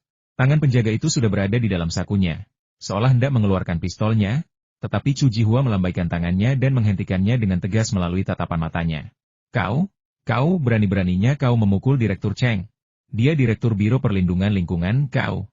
Xie Kang, kau tamat kali ini. Tak ada yang bisa menyelamatkanmu. Siapa yang memberimu nyali untuk menyerang pejabat pemerintah? Aku akan memanggil polisi. Direktur Cheng, haruskah kita memanggil polisi? Wang Zisiu awalnya terkejut, tetapi kemudian ia dipenuhi kegembiraan. Ia tak kuasa menahan tawa. Setelah mendengar penyebutan polisi, Direktur Cheng, karena takut kehilangan muka jika kabar itu tersebar, segera menenangkan diri dan melambaikan tangannya, berkata, "Tidak perlu memanggil polisi. Pergi dan panggil sekretaris Wang ke sini. Ceritakan semua yang terjadi dan biarkan dia yang menilai. Saya menolak untuk percaya bahwa di kota Yunhuang, perusahaan kecil Anda dapat mengalahkan akal sehat dan hukum." Wang Zisiu menjawab dan hendak pergi ketika ia hampir menabrak Wali Kota Huang, yang telah berdiri di pintu cukup lama. Ia begitu terkejut sehingga tersandung dan hampir jatuh terduduk. "Wali Kota Huang, ada apa Anda datang kemari?" Wang Zisiu, seorang pengusaha kaya di kota itu, tentu saja pernah bertemu Huang Mingyi sebelumnya. "HMPH, bagaimana kami bisa tahu kau begitu berkuasa jika kami tidak datang? Kau membuat orang bangkrut dan mengancam akan membunuh seluruh keluarga mereka." Huang Mingyi masuk dengan tangan di belakang punggung. Wajahnya tegas, menunjuk ke arah Direktur Cheng, yang masih setengah duduk di tanah. "Mereka yang tahu mengerti bahwa kau adalah Direktur Biro Perlindungan Lingkungan, tetapi mereka yang tidak tahu mungkin mengira kau adalah pemimpin bandit. Direktur Cheng Wei, tahukah Anda betapa kuatnya Anda? Apakah Sekretaris Komisi Inspeksi Disiplin tahu? Apakah Sekretaris Partai Komite Kota tahu? Wali Kota Huang. Anda. Saya tidak. Saya tadi mabuk, dan saya mengoceh omong kosong. Tolong jangan tersinggung. Saat mengatakan ini, Cheng Wei berkeringat deras, matanya yang kecil melirik ke sana kemari, memberi isyarat kepada Wang Zisiu untuk segera meminta bantuan dan memanggil Sekretaris Wang. Jika tidak, dia akan tamat hari ini. Wang Zisiu mengerti. Berjongkok rendah, berjinjit, dan menyelinap pergi tanpa suara. Sampaikan apa yang ingin kau katakan kepada staf komite disiplin, jangan beritahu aku. Sebelum kau pergi, bawa pecahan kaca dan botol itu bersamamu. Itu menghambat pelanggan lain. Para pelayan, kalian tidak perlu ikut campur. Pria di lantai itu sendiri yang menyebabkan kekacauan ini. Biarkan dia yang membereskannya. Kata Huang Mingyi, berjalan menghampiri Chu Jihua dan dengan tenang bertanya apakah dia ingin pergi. Karena akan terdengar tidak baik jika kabar tersebar bahwa sesuatu telah terjadi di sini dan terjadi konflik. Namun, Chu Jihua berkata dengan acuh tak acuh, saya anggota militer, jadi saya tidak perlu menghormati para pejabat daerah ini. Yang disebut anggota komite tetap provinsi itu hanyalah mesin pemungutan suara. Mereka tidak berarti apa-apa. Bahkan jika saya memukulnya dengan kursi, dia hanya bisa menahannya dan tidak bisa berbuat apa-apa kepada saya. Huang Mingyi tersenyum kecut, mengetahui bahwa Chu Jihua akan membela Li Yunfei dan bertekad untuk membantunya sampai akhir. Namun, Chu Jihua tampaknya mengabaikan fakta bahwa orang yang dia bela kali ini adalah Xie Kang. Secara kebetulan, jika kabar itu tersebar, kakek dari pihak Ibu Xie Kang, Pak Tua Zeng yang berada jauh di pemerintahan pusat, akan berterima kasih atas bantuannya. Xie Kang meminta pelayan membawakan 2 set peralatan makan baru dan secara pribadi menyiapkan tempat duduk untuk Chu Jihua dan Huang Mingyi. Tidak seperti Li Yunfei, Xie Kang tidak asing dengan lanskap politik provinsi tersebut. Dia cukup mengenal komisaris politik Chu ini dan bahkan telah mempelajari informasinya. Pria ini telah dipindahkan dari wilayah militer utama, memiliki kepribadian yang lugas, banyak rekan dengan pangkat yang sama, dan memiliki pengaruh yang sangat besar, jauh melampaui komisaris politik wilayah militer provinsi biasa. Yang Yunus sangat penasaran dan berbisik di telinga Li Yunfei. Sepupu, siapa orang-orang ini? Bagaimana mereka bisa begitu kuat? Beberapa kata dari mereka saja sudah membuat Direktur Cheng yang sombong itu ketakutan hingga merangkak di tanah memungut pecahan kaca. Sepertinya mereka semua datang bersamamu. Bagaimana kau bisa mengenali mereka? Hehe, kita bertemu di kamar mandi. Percaya? Li Yunfei bercanda dengan santai. Percayalah, cuma bercanda. Yang Yunu dengan riang menjulurkan lidahnya dan berkata, dulu waktu aku bekerja di perusahaan perlindungan lingkungan Tianjie, aku pernah pergi ke Biro Perlindungan Lingkungan Kota bersama manajer. Direktur Cheng itu benar-benar jahat. Dia menginginkan uang dan memaksa kami minum bersamanya. Pada akhirnya, dia memaksa beberapa rekan dari Departemen Hubungan Masyarakat untuk minum bersamanya sebelum akhirnya menyelesaikan pekerjaannya. Kalau aku tahu dia begitu pengecut dan tidak berguna, aku pasti sudah menghancurkan kepalanya dengan pot bunga. Bagi sebagian orang dia seperti domba, tapi bagi kita orang biasa dia seperti serigala. Jauhi dia jika kalian perlu melakukan sesuatu, atau kalian akan menderita kerugian. Jika semua cara gagal, hubungi saya dan saya akan meminta teman saya untuk menanganinya. Instruksi Li Yunfei. Ya, kalau aku tahu sepupuku sehebat ini, aku tidak akan repot-repot pergi bersama manajer untuk dimarahi, kata Yang Yunu dengan gembira. Begitu mereka duduk, tawar yang terdengar dari luar pintu jadi wali kota Huang juga makan malam di sini. Pantas saja Direktur Cheng tidak pernah kembali. Dia pantas dihukum. Lihat, aku dengar wali kota Huang ada di sini, jadi aku datang untuk memberikan ucapan selamat. Sebelum kata-kata itu selesai diucapkan, seorang pria berwajah bulat dan gemuk berusia 40-an, tampak agak tua, masuk. Ia membawa gelas besar berisi cairan, tidak jelas apakah itu anggur atau air. Wang Zisiu mengikutinya dari belakang, dengan patuh membawa 2 botol moutai yang sudah dibuka di atas nampan. Wali kota Huang dan yang lainnya berdiri. Sekretaris Partai Wang dari Komite Partai Kota datang menghampiri. Apapun sikap yang ditunjukkan pihak lain, mereka harus menunjukkan tata krama yang semestinya. Direktur Cheng, yang berbaring di tanah, diam-diam merasa senang. Matanya yang kecil melotot saat ia menyaksikan bagaimana Sekretaris Wang akan membalaskan dendamnya. Namun, tiba-tiba ia menyadari bahwa lelaki tua yang duduk di tengah sama sekali tidak bergerak, bahkan tidak mengangkat kelopak matanya. Wang Zisiu, yang sedang membawa anggur, juga terkejut. Dia cukup cerdik, dan perasaan buruk muncul di hatinya. Benar saja, firasatnya menjadi kenyataan. Sekretaris Wang sedikit terkejut, lalu tersenyum lebih lebar dan mengulurkan tangannya dari jauh, berjalan menuju lelaki tua di tengah. Komisaris politik Chu, Anda juga di sini? Haha, kebetulan sekali. Saya tidak dapat mengadakan jamuan makan malam penyambutan untuk Anda 2 hari yang lalu karena saya sedang menghadiri rapat di ibu kota provinsi. Itu kesalahan saya, jadi saya mengambil kesempatan ini untuk menebusnya. Pekerjaan wajib militer di seluruh provinsi tidak dapat dianggap enteng, dan kota Yunhuang kita juga sangat mementingkannya. Kita pasti tidak akan mengecewakan provinsi ini. Sekretaris Wang bersikap sangat rendah hati. Meskipun Chu Jihua, sebagai anggota komite tetap partai provinsi, tidak ikut campur dalam pekerjaan pemerintahan daerah, suaranya dalam rapat komite tetap partai provinsi sangat penting pada saat-saat krusial, bahkan menentukan promosi, penurunan pangkat, atau mempertahankan jabatan seorang pejabat setingkat wakil menteri. Sebagai sekretaris partai tingkat kota setingkat menteri, jika ia ingin dipromosikan, akan sulit untuk mengabaikan suaranya tanpa prestasi politik yang luar biasa. Setelah berjabat tangan dengan sekretaris Wang, Chu Jihua menatap gelas anggur di tangannya dan berkata, "Jika Maota itu palsu dan tampak seperti air, tidak menempel di gelas, dan tidak berwarna, aku akan memimpin pasukanku untuk menghancurkan pabrik mereka sampai rata dengan tanah saat aku sedang melakukan latihan." Sekretaris Wang segera meletakkan cangkirnya dengan malu dan menjelaskan, "Saya sangat terburu-buru sehingga tanpa sengaja membawa gelas air. Xiao Wang, cepat bawa anggur yang enak dan tuangkan lagi. Saya ingin minum-minum dengan komisaris politik Chu." Li Yunfei terkekeh dalam hati. Sekretaris partai ini benar-benar sial. Dia bertemu dengan orang tua yang teliti. Dia bahkan tidak sempat minum anggur palsu itu, tetapi malah mendapat tamparan keras di wajah. "Sudah kubilang untuk memalsukannya, dan sekarang kau mendapatkan akibatnya." Direktur Cheng berbaring di tanah, tidak ingin berdiri. Itu terlalu memalukan. Jika ada celah sekecil apapun di tanah, dia pasti ingin merangkak masuk dan tidak pernah keluar lagi. Wang Zhixiu, dengan senyum yang dipaksakan, bertingkah seperti pelayan yang menuangkan anggur, tidak berkata apa-apa, kakinya masih gemetar. Dia mencoba menampar seseorang, tetapi malah ditampar. Dia mencoba pamer, tetapi malah dipermalukan. Dia kehilangan muka secara luar biasa. Li Yunfei memperhatikan sekretaris Wang menenggak 3 gelas anggur berturut-turut, lalu memimpin anak buahnya pergi dengan cara yang mengendap-endap. Ini adalah tindakan yang paling bijaksana. Semakin cepat mereka pergi, semakin sedikit penghinaan yang akan mereka derita. Lagi pula, kedua belah pihak tidak cocok, jadi selama mereka tidak saling menyinggung secara terang-terangan, itu tidak masalah. Setelah kejadian ini, Chu Jihua dan wali kota Huang tidak bisa tinggal di sana selamanya. Mereka bertukar beberapa patah kata dengan Li Yunfei sebelum buru-buru pergi. Jelas bagi semua orang bahwa ini adalah bala bantuan yang dibawa Li Yunfei, bukan seseorang yang datang untuk menjilat Xie Kang.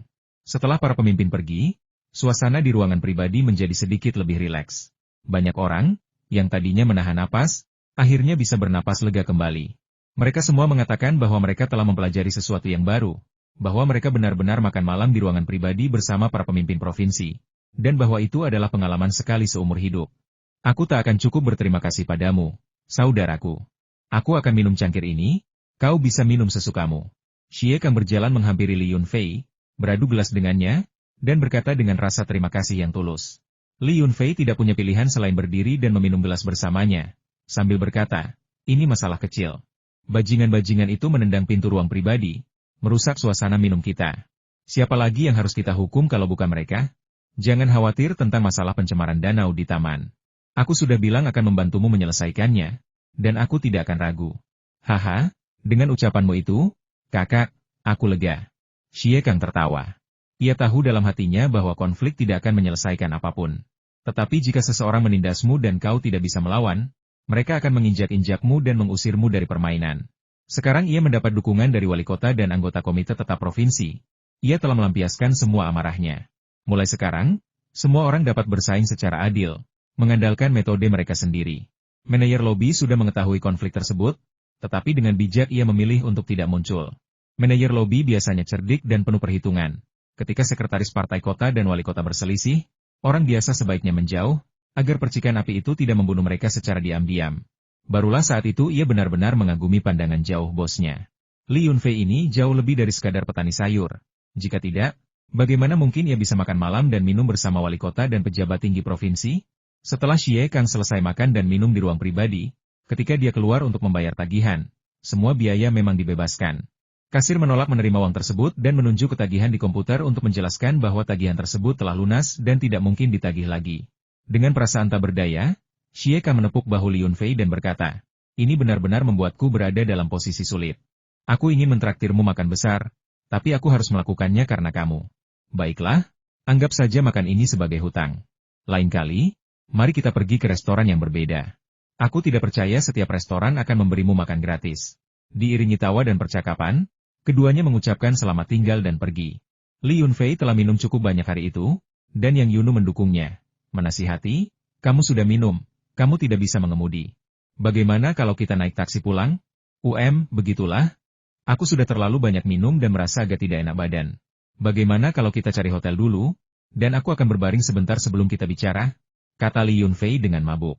Yang Yunu, tanpa curiga sedikit pun, langsung setuju. Baiklah, lagi pula, kau sudah minum, dan aku khawatir kau mengemudi pulang. Sembari berbincang, keduanya menemukan hotel bintang 4 di dekat situ, melakukan check-in, dan pindah dengan lancar. Li Yunfei merangkul bahu Yang Yunu, menghirup aroma tubuhnya, dan berbagai pikiran nakal muncul dalam dirinya. Saat ia sedang mempertimbangkan apakah akan mandi dulu atau berhubungan seks untuk membangun kedekatan, telepon sepupunya berdering. Ketika ia menjawab, ternyata itu Jiang Qinqin, yang telah menghilang selama lebih dari 10 hari.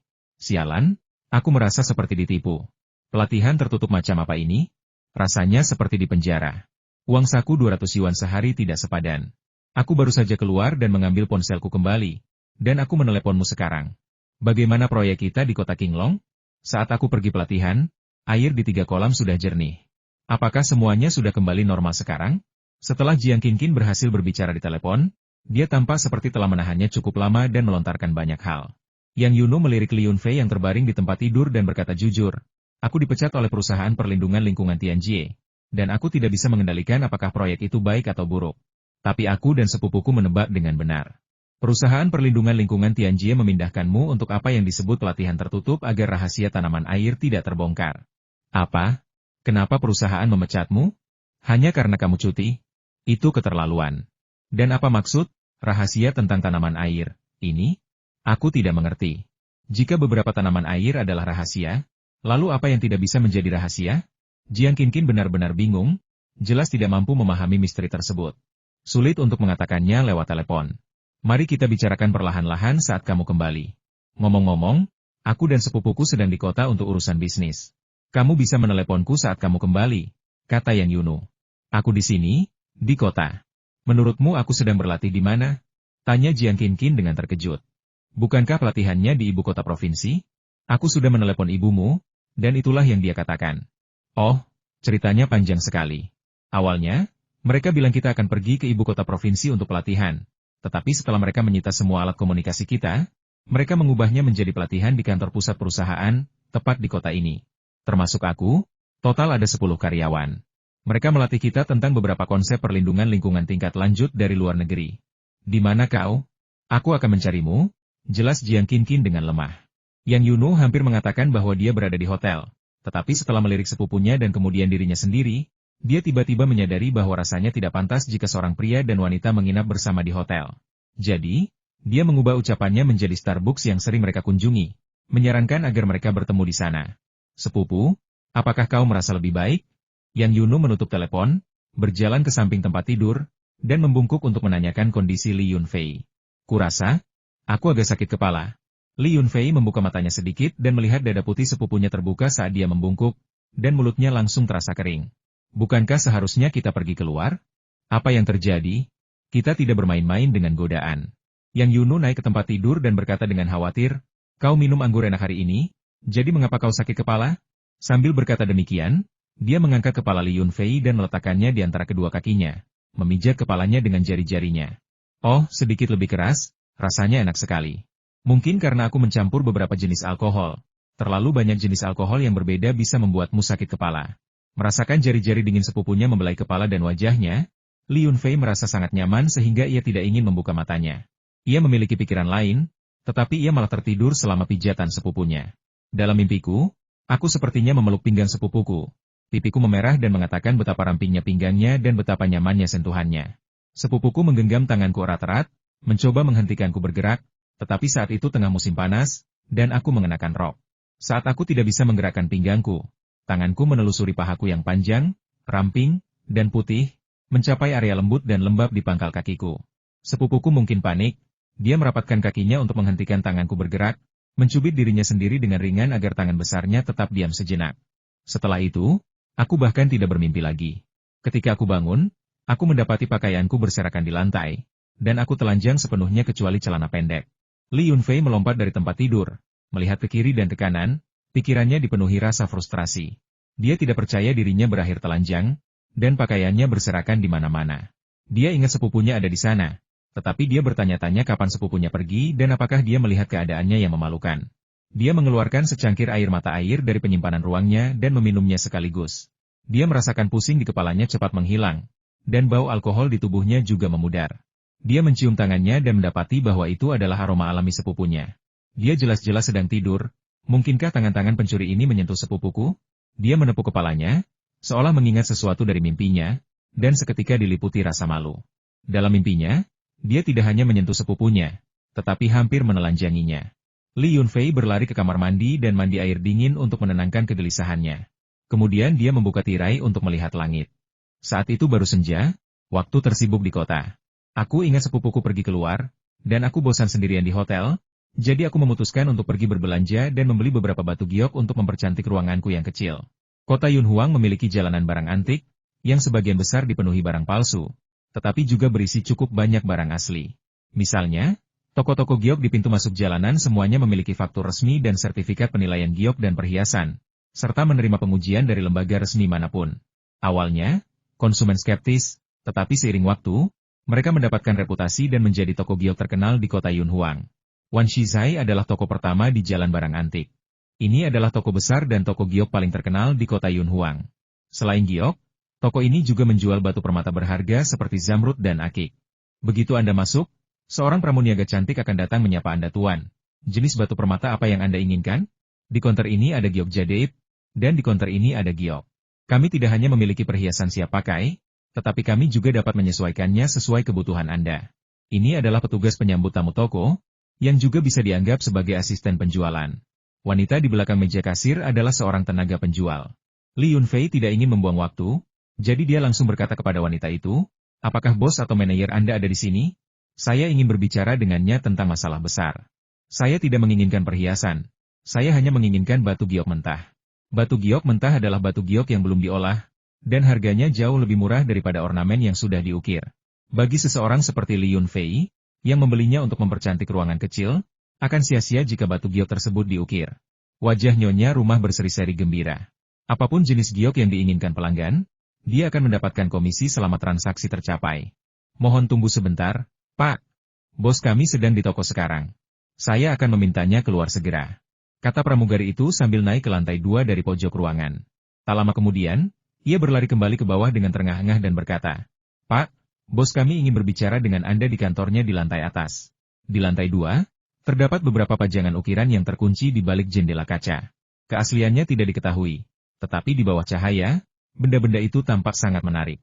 Li Yunfei tidak tahu apa-apa tentang giok. Dia sepenuhnya mengandalkan tangan kirinya untuk merasakan kekuatan energi spiritual di dalam giok tersebut. Pemilik toko, seorang pria parubaya berusia 40-an, sedang menunggu di pintu kantor. Ketika nyonya rumah muncul bersama Li Yunfei, dia tersenyum dan bertanya, "Berapa banyak batu mentah yang dibutuhkan tuan ini? Apakah Anda menginginkan batu besar yang belum dipotong atau batu kecil yang sudah dipotong?" Sebelum Li Yunfei datang, dia tidak banyak tahu tentang giok. Setelah mendengar ini, dia bertanya, "Oh, apa yang Anda maksud dengan giok mentah? Dan apa yang Anda maksud dengan giok yang sudah dipotong?" Senyum pemilik toko tetap tak berubah saat ia berkata, "Sepertinya pria ini tidak banyak tahu tentang giok. Jika demikian, saya sarankan dia untuk berinvestasi pada giok yang sudah jadi. Itu akan lebih aman dan lebih mudah untuk diverifikasi keasliannya." Sembari mereka berbincang, pemilik toko mengundang Li Yunfei ke kantornya, menawarkannya tempat duduk, dan menyuruh seorang pelayan menyajikan teh dan air. Ia ingin Li Yunfei tetap sibuk sementara ia mendengarkan penjelasan Li Yunfei untuk memastikan ia mendapatkan keuntungan, sehingga ia bisa memberikan bagian dari penjualan kepada Li Yunfei. "Hehe, mungkin saya tidak familiar dengan jargon industri Anda, tetapi saya bisa membedakan kualitas giok sampai batas tertentu, apalagi keasliannya. Terus terang saja, saya punya 5 juta RMB dan saya tidak tahu harus berinvestasi di mana sekarang. Jadi saya ingin membeli sejumlah batu giok mentah untuk investasi.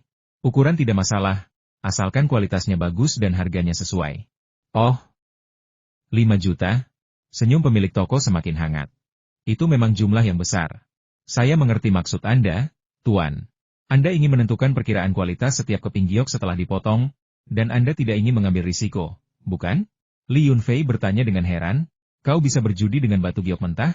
"Haha, kukira hanya batu giok mentah yang bisa dipertaruhkan."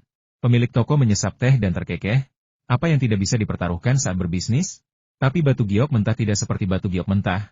Tidak ada pasar judi besar untuknya. Batu giok mentah biasanya hanya dipertaruhkan dengan bandar. Haha, jangan kita bahas itu. Ngomong-ngomong, nama keluarga saya Wu Zongxing. Boleh saya tanya nama keluarga Anda? Tuan?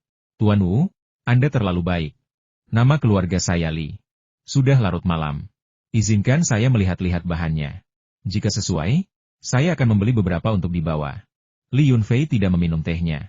Di tempat yang asing, seseorang harus berhati-hati dalam segala hal, terutama saat menangani pesanan besar. Lebih baik selalu waspada. Itu mudah diucapkan. Tuan Li, apakah Anda menginginkan giok gunung atau giok sungai? Apakah Anda memiliki persyaratan mengenai asal-usulnya? Bos Wu tampak tenang, entah dia ingin mengetahui seberapa banyak Li Yunfei tahu tentang giok atau memiliki gagasan lain. Untungnya, Li Yunfei memiliki pengetahuan dasar tentang hal-hal ini. Dia tahu bahwa giok Hetian dianggap yang terbaik di Tiongkok, tetapi provinsi lain juga memiliki giok berkualitas baik. Giok gunung dan giok sungai dihargai sesuai dengan kualitasnya. Ukuran yang lebih besar tidak selalu berarti lebih berharga. Kualitas adalah faktor terpenting. Tidak ada persyaratan mengenai asal, warna, atau ukuran. Asalkan gioknya asli, baik giok gunung maupun giok sungai, tidak masalah. Melihat sikap Tuan Wu, Li Yunfei berhenti mendesaknya dan ingin melihat apa yang sedang direncanakan pihak lain. Apakah mereka menyadari bahwa dia tidak tahu apa-apa tentang giok dan mencoba menipunya untuk mendapatkan uang? Atau apakah mereka menjual barang berkualitas rendah kepadanya atau terlibat dalam praktik penipuan? Li Yunfei memutuskan untuk membeli sejumlah giok di sini terlebih dahulu, mencari tahu harganya, dan kemudian mempertimbangkan apakah akan melanjutkan kerja sama tersebut. Wu Zongxing terdiam lama ketika mendengar permintaan Li Yunfei. Permintaan macam apa ini? Terus terang, itu bukanlah permintaan sama sekali. Asalkan itu giok, dia akan membelinya. Setelah mengatakan semua itu, Tuan Wu tidak berani mengajukan pertanyaan lebih lanjut, karena ia telah melihat kewaspadaan di mata Li Yunfei. Karena khawatir pelanggan mungkin memiliki beberapa keraguan, ia segera mengangkat telepon di atas meja dan menghubungi manajer gudang, Nyonya Jia. Kirimkan beberapa giok gunung dan beberapa giok sungai dari gudang. Pilih yang lebih murah jika memungkinkan, tetapi juga pilih beberapa sampel giok berkualitas tinggi yang lebih mahal untuk referensi klien. Cepat, kirimkan langsung ke kantor saya. Setelah menutup telepon, Bos Wu menjelaskan kepada Li Yunfei, gudangnya ada di halaman belakang, akan segera sampai. Li Yunfei mengangguk, tidak setuju maupun tidak membantah, tetapi dalam hatinya ia merenungkan makna di balik kata-kata Bos Wu. Itu cukup menarik. Tampaknya pihak lain menganggapnya sebagai investor yang tidak tahu apa-apa, dan takut harganya terlalu tinggi dan membuat pelanggan menjauh, jadi dia menyuruh orang yang bertanggung jawab untuk memilih yang lebih murah, sambil juga membawa sampel yang lebih mahal agar pelanggan dapat membandingkannya. Tak lama kemudian, seorang manajer, ditemani oleh 2 pekerja dan 2 petugas keamanan, membawa tas-tas besar dan kecil berisi batu giok mentah, memasuki kantor Tuan Wu.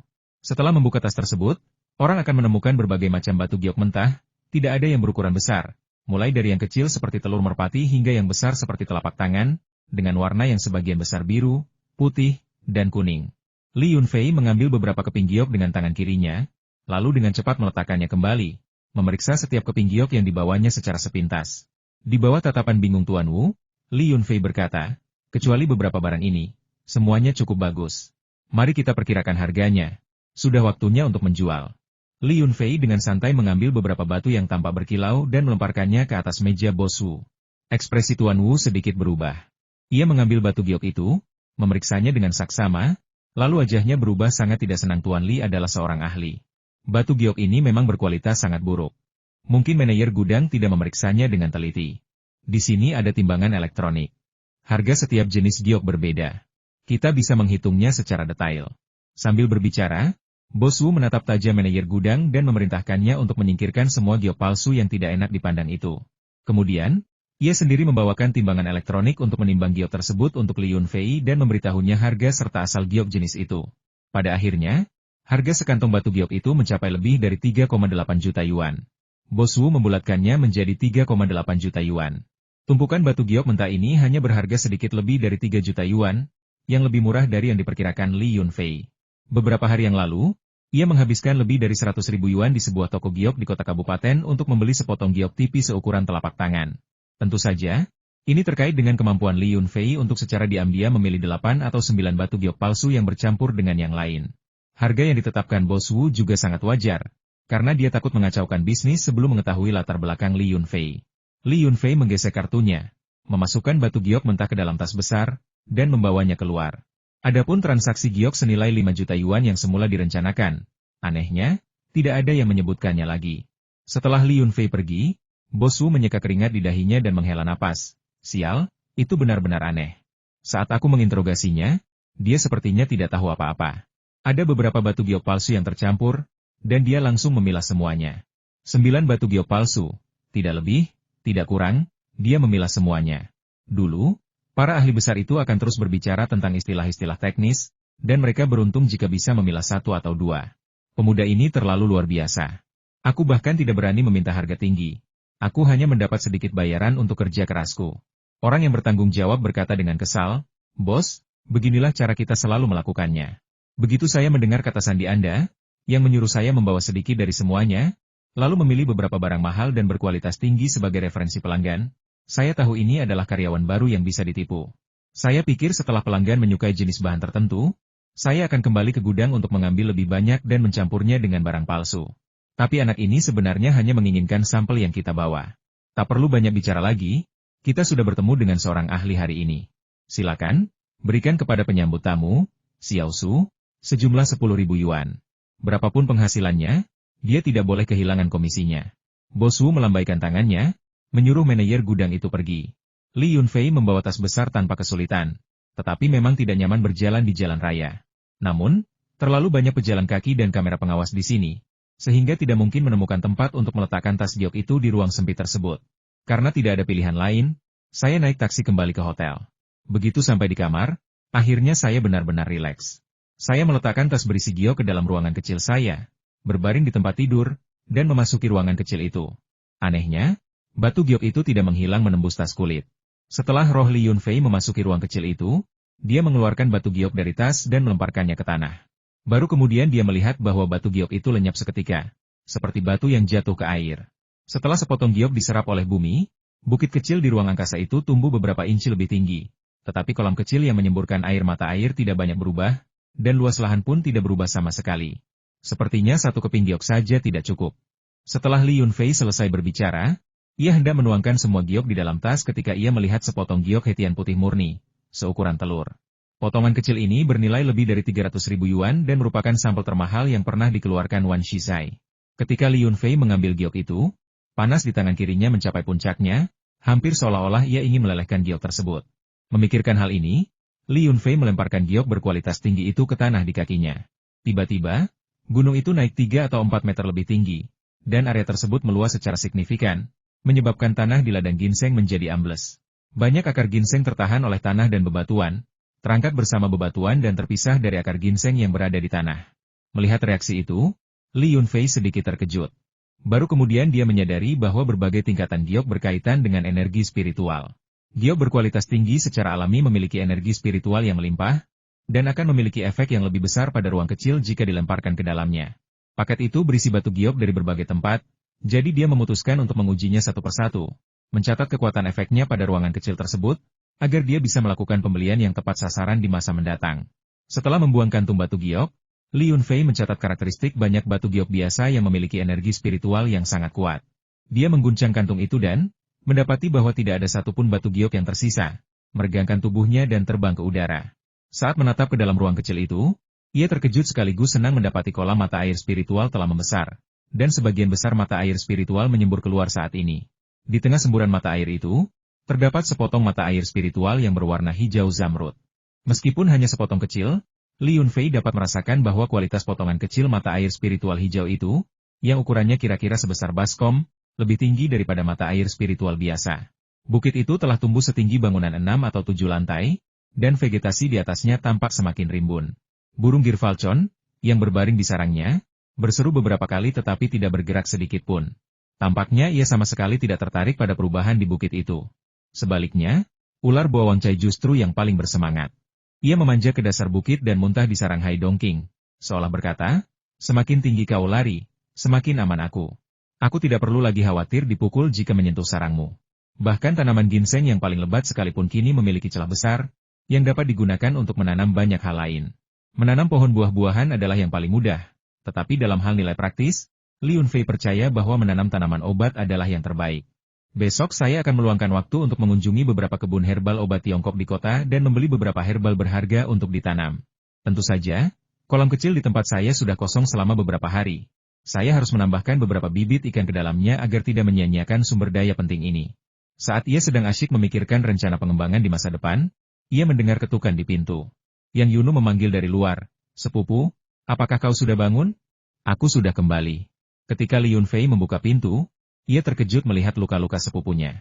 Ia segera membantunya masuk dan bertanya dengan khawatir, "Apa yang terjadi? Kamu baik-baik saja saat keluar. Bagaimana kamu bisa terluka saat kembali?" "Aduh, sepupu, pelan-pelanlah." Setelah makan malam dengan Jiang Qinqin, kami bertemu dengan seorang wanita tua gila di pintu masuk restoran. Jiang Qinqin hanya secara tidak sengaja menabraknya, tetapi wanita itu tidak mau mengalah. Dia mengumpat beberapa kali, tetapi itu tidak cukup. Dia bahkan bersikeras untuk berkelahi denganku, mengatakan bahwa dia tahu aku memiliki kemampuan kungfu dan aku tidak punya pilihan selain melawan. Kata Yang Yunu, penuh dengan kekesalan. Rongga matanya sedikit memar, dan ada retakan di sudut mulutnya, dari mana darah masih mengalir. Li Yunfei menopang lengannya, tidak menyangka bahwa dia juga terluka. Ketika dia tanpa sengaja menyentuhnya, wanita itu gemetar kesakitan. Apa latar belakang mereka? Mereka tidak pergi terlalu jauh, kan? Li Yunfei mengerutkan kening mendengar ini dan membantu sepupunya duduk di sofa di ruang tamu kecil itu. Gadis itu berusia awal 20-an, menggunakan bajikuan, dan gerakan kakinya bahkan sedikit menyerupai Baguas Hang. Dia sangat ganas. "Aduh, aku belum berlatih tinju dengan benar selama 2 tahun terakhir, apalagi memiliki pengalaman bertarung yang sesungguhnya, jadi aku bukan tandingan baginya." Tapi dia juga tidak lebih baik, dia juga mengalami beberapa cedera. Semua orang menahan diri dan tidak menggunakan kekuatan penuh mereka. Yang Yunu meringkuk di sudut sofa seperti bola kapas, terlalu lemah untuk mengeluh. Mereka bahkan mengincar matanya, "Dan kau masih bilang kau menahan diri?" Li Yunfei patah hati tetapi tidak tahu bagaimana membantu sepupunya. Dia hanya bisa berkata, dia berlatih bela diri. Bagaimana mereka bisa tahu? Orang-orang bela diri ini terlalu kejam. Kita tidak punya pilihan selain bertarung. Sebagian besar praktisi bela diri itu rasional. Ini bukan zaman kuno. Siapa yang akan mengejar seseorang untuk berkelahi? Wanita gila ini agak tidak normal. "Ah, sudahlah. Kita semua terluka, dan pertandingan berakhir seri," kata Yang Yunu. Li Yunfei tiba-tiba menyadari bahwa dia belum sempat memberikan air mata air angkasa kepada sepupunya. Jika dia bisa secara teratur mengonsumsi air mata air angkasa untuk meningkatkan kecepatan dan kekuatannya, dia tidak akan terluka bahkan jika musuhnya adalah Tyrannosaurus Rex kecil. Memikirkan hal ini, dia segera berlari ke dispenser air, menggendong sepupunya di punggungnya, dan mengambil secangkir air mata air biasa dari ruangan kecilnya untuk membasuh tubuhnya. Setelah sepupunya beradaptasi dengan efek air mata air di ruangannya, dia kemudian akan memberinya sedikit air mata air spiritual berwarna hijau kebiruan dari jantung mata air tersebut. "Minumlah air dulu. Nanti aku akan membeli minuman keras dan memijat memar-memarmu," kata Li Yunfei sambil menyerahkan mata air spiritual dari penyimpanan ruangnya. Yang Yunu mengambil cangkir itu dengan lemah dan meminum air mata air itu dalam sekali teguk. Dia menghela napas. "Dia pasti telah menyakiti mulutku. Bahkan air dingin pun terasa enak sekarang." Li Yunfei tersenyum dan mengambil cangkir itu, lalu berkata, "Berbaringlah di tempat tidur sebentar. Aku akan keluar membeli obat gosok. Jika kau tidak punya, gunakan saja minuman keras biasa." Yang Yunu melambaikan tangannya dan berjalan menuju kamar tidur, sambil berkata, "Tidak perlu balsem, baunya mengerikan. Pijat saja aku. Lagi pula, aku sudah berlatih Tai Chi selama lebih dari 20 tahun, jadi kulitku kuat dan ototku tebal. Hilangkan saja memarnya dan aku akan hampir pulih sepenuhnya besok." "Baiklah." Li Yunfei tahu bahwa selama sepupunya menyerap air mata air spasial, tidak masalah apakah dia membutuhkan anggur obat atau tidak, jadi dia tidak bersikeras. Melihat sepupunya sudah berbaring di tempat tidur, dia tidak punya pilihan selain mengikutinya, berjongkok di sampingnya, dan mulai memijatnya dari bahu.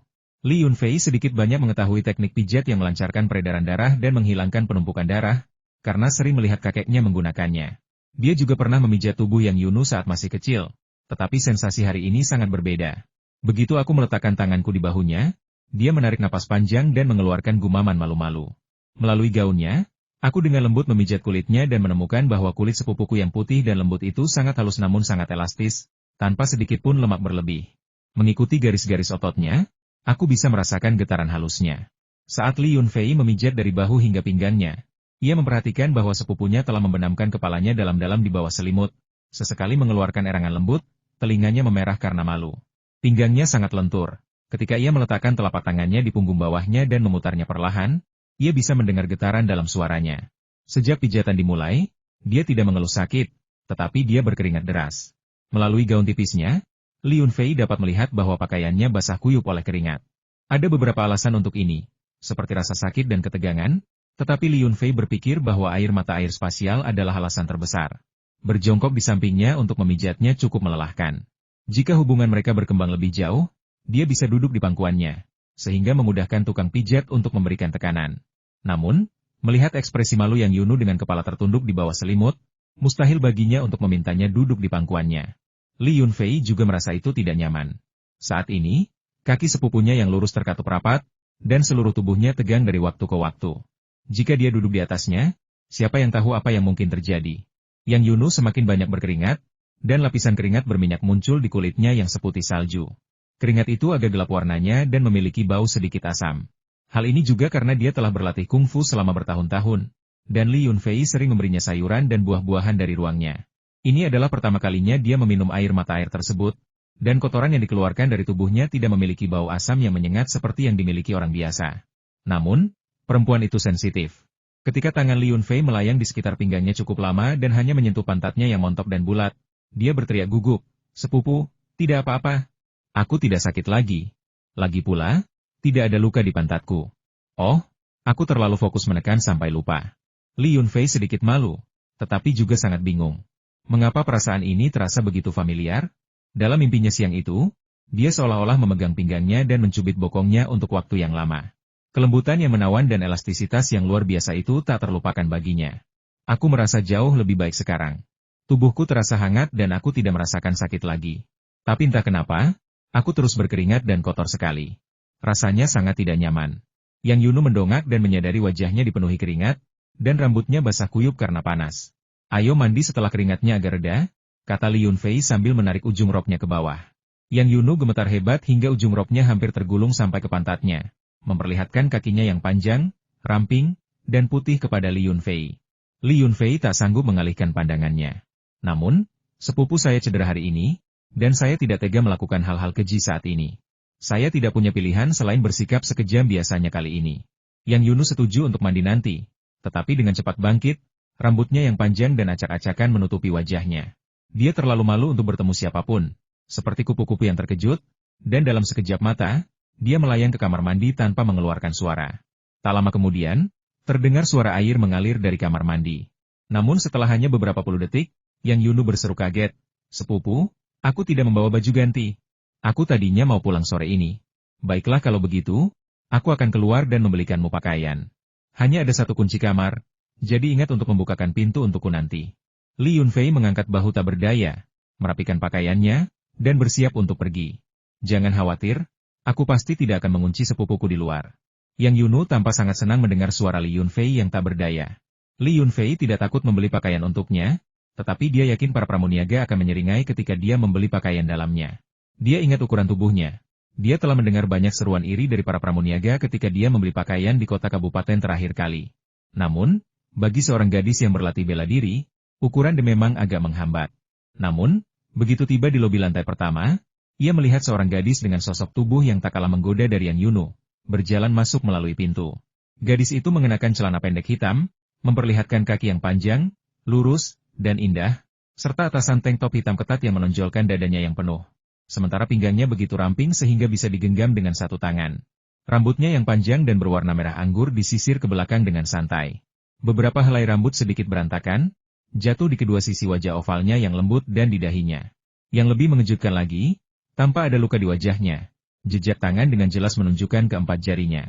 "Nyonya, apakah Anda baik-baik saja? Haruskah kami memanggil polisi?"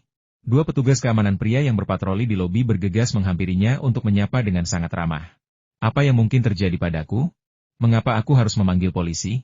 Gadis bercelana pendek itu bahkan tidak melirik petugas keamanan, menggoyangkan pinggulnya yang besar secara tidak proporsional saat berjalan melewati kerumunan dengan postur menggoda. Saat berjalan melewati Li Yunfei, ia memperhatikan bahwa gadis itu, yang berpakaian sangat minim, membawa sebuah tas kecil yang bergoyang di belakangnya, menepuk-nepuk bokongnya yang indah. Begitu banyak mata pria yang hampir keluar dari rongganya, berharap mereka bisa menjadi gadis kecil itu, sehingga mereka bisa menepuk pantatnya setiap kali dia melangkah. "Lihat lagi, dan aku akan mencungkil matamu." Saat gadis itu berjalan melewati Li Yunfei, dia menatapnya dengan tajam, mungkin merasa tatapan Li Yunfei terlalu agresif.